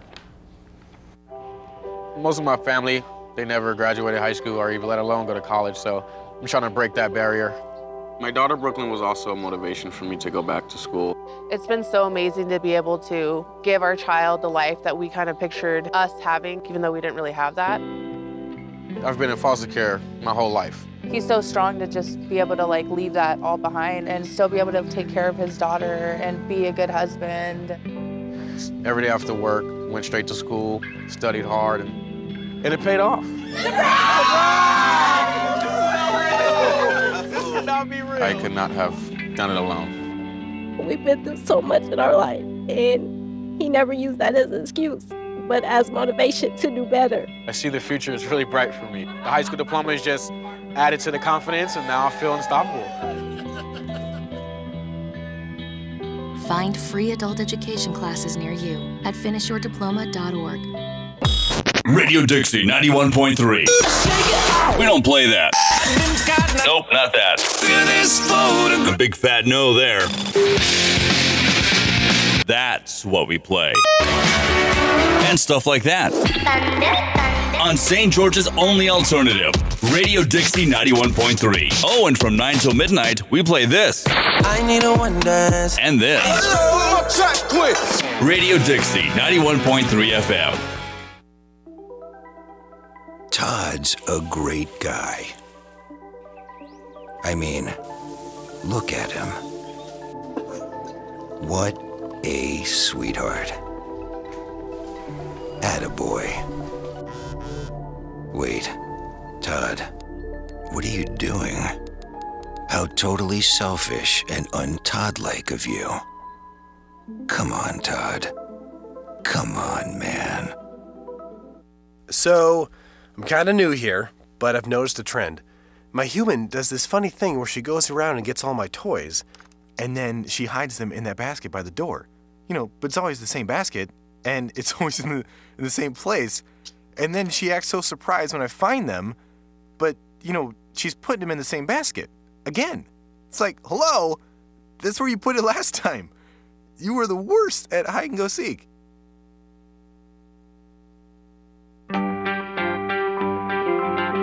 I take the road less traveled, run free, unwind, unravel, someplace outside with lots to do. Green trees, red rocks, and don't forget that blue sky. The sunshine shining, sunshine pouring on me. Think I might just stay a while. Say hooray all day because the sun is gonna shine on me. Sun sun's gonna shine on me.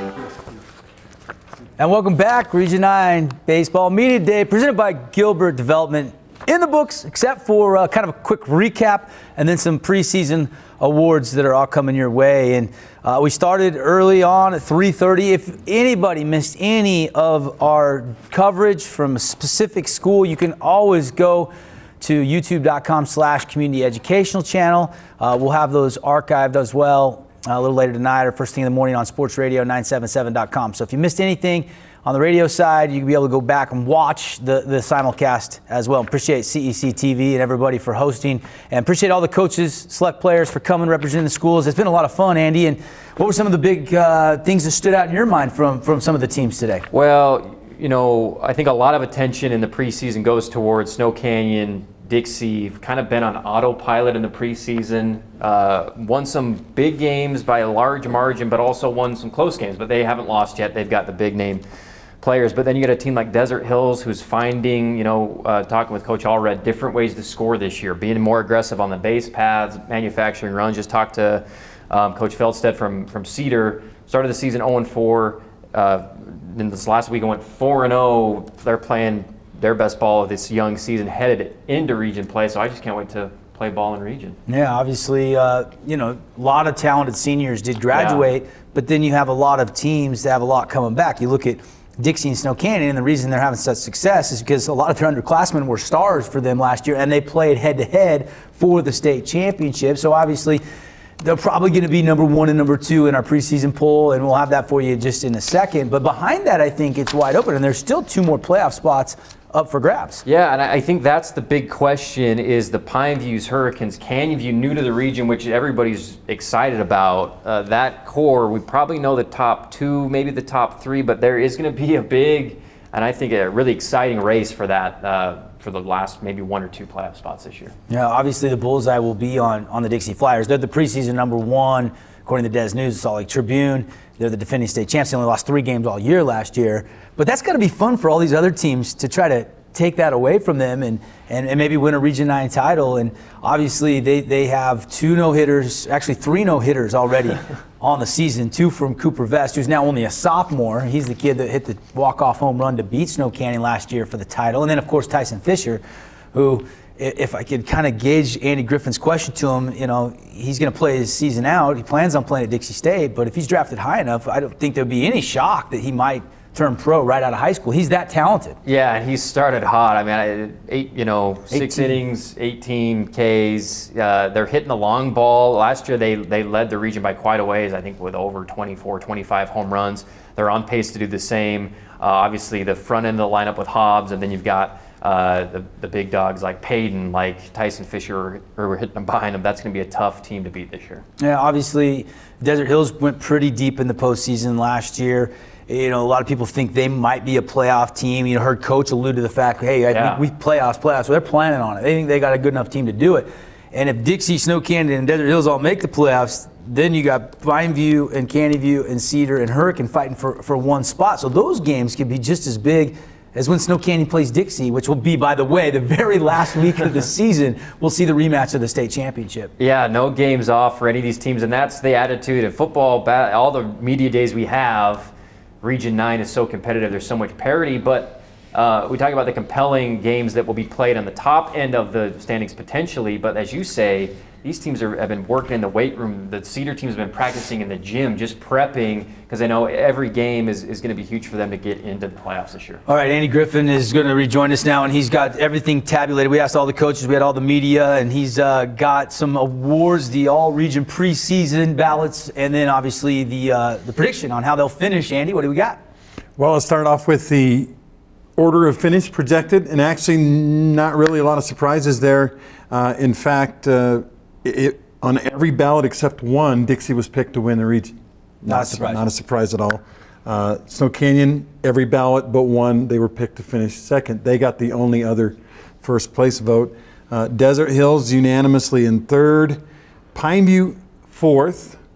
And then it actually gets a little jumbled from there on, but Canyon View ends up picked to finish 5th, Cedar 6th, and Hurricane 7th. So your order again: Dixie, Snow Canyon, Desert Hills, Pine View, Canyon View, Cedar, and Hurricane. And it's interesting as we listen to those coaches, you know, make their case. I mean, they weren't really trying to lobby to us, this is where we should be and stuff, but I kind of felt like that some of the teams that finished in the lower echelon last year were like, we got some surprises for you. There's some things that are going to happen that you guys are going to find out that we're actually pretty good. Yeah, we'll see some stars emerge, and probably a lot of the familiar names are going to make up the vast majority of the preseason all-region team. But are there some new names, Andy, that maybe are some surprises? A few, and in fact, that's a good way to start. We'll start with the bottom. Some of the names that made it, maybe only got 1 or 2 votes, but names that are on there. Brock Starley, we talked to him. Riley Kent was here. Ethan Betcher from Cedar made got a couple of votes, even though he wasn't here, and we don't know a lot about him. Didn't do a ton last year, but he's a guy we know, great athlete for them in every other sport, and so he got some votes. Weston Sampson, Bridger Bunnell, you heard a coach talk about him a little bit. Marcus Johnson, Wyatt Woodland is a guy. Chase Houston, you talked to him about his extra base hits. These are guys that got a few votes. Dawson Staley, Tanner Staley, Austin Staley. So the contingent of Staley boys all getting a couple of votes. Jed Jensen, Cody Riddle.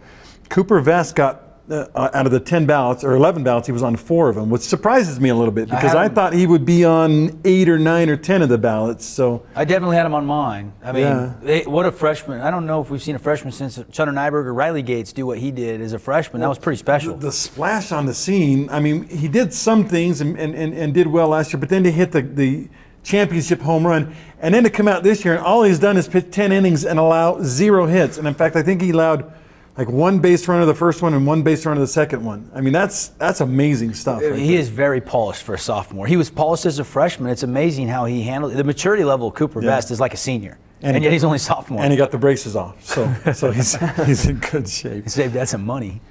These guys would qualify maybe as second teamers. Sam Roten, Trace Harden, Peyton Hara. They're guys that were at about half the ballots. They were on there as MVP candidates. Also Kaylor Yates, Joey Lambeth, guys like that. But the overwhelming votes went to the top 5 guys were Hobbs Nyberg, Austin Deming, Tyson Fisher, Drew Thorpe, Trey Allred, and Breck Eichelberger are your top. That's the 7 guys with the most votes. And the co-MVP, I guess we will call it the co-preseason MVP, would be Deming and Nyberg. They were on every ballot. On every ballot and high on every ballot. Like one of the first names on every ballot were those 2 guys, Nyberg and Deming. And I mean, if you look at those 2 guys and what they're able to do, basically, I mean, when you think about it in baseball, you know, you watch major leagues, if a guy gets 3 out of 10 hits, you know, 3 out of 10 at bats, he gets a hit. That's a good hitter. In high school baseball in Region 9, we're talking about guys like Hobbs and Hara and Deming that get 4, sometimes 5 hits out of every 10 at bats. They're batting over 400. And they're not just singles, they're not just bunt hits. These are guys that are hitting it to the gap and just really stroking the baseball. So I think fittingly so, Deming and Nyberg will be co-MVPs. Although remember, the state MVP last year was Tyson Fisher. Fisher, because he's such a great pitcher and a slugger and a percentage hit. I'm surprised he was not on every ballot, to be honest. Yeah. He was on 10? He was on 10 out of 11. Yes. So one person left him off their ballot. And that was the 7 coaches and 4 media members involved in the voting. So, and I promised all the coaches and the media members I would not reveal who voted on what, but I will tell you this: I was surprised too, and maybe it's a political thing, or maybe it was an oversight. I don't know how you could forget Tyson Fisher, but certainly he belongs right there with those 2 guys. But yeah, I love Region 9 baseball. These teams are good. No doubt. No doubt. It's been fun for us. You know, we didn't have this Region 9 Baseball Media Day last year, and we wanted to bring it back. I hope you enjoyed watching, listening. Again, I want to remind everybody we couldn't have done it without our friends at Gilbert Development, our title sponsor this year, and all of our great high school sponsors. You'll hear all those people in the play-by-play starting tomorrow night. We've got our first game, so tune in tomorrow night, 7 o'clock. We got Hurricane and Pineview to get our coverage started, presented by Findlay Volkswagen. For Andy Thompson, Andy Griffin, if you want to read more, go to St. George News later on tonight. Andy will have a story up. And also make sure and check back on sportsradio977.com or the CEC YouTube page, and you'll be able to watch your favorite team if you missed any of the coverage today. Devin Dixon saying good night. Hope you enjoyed our coverage.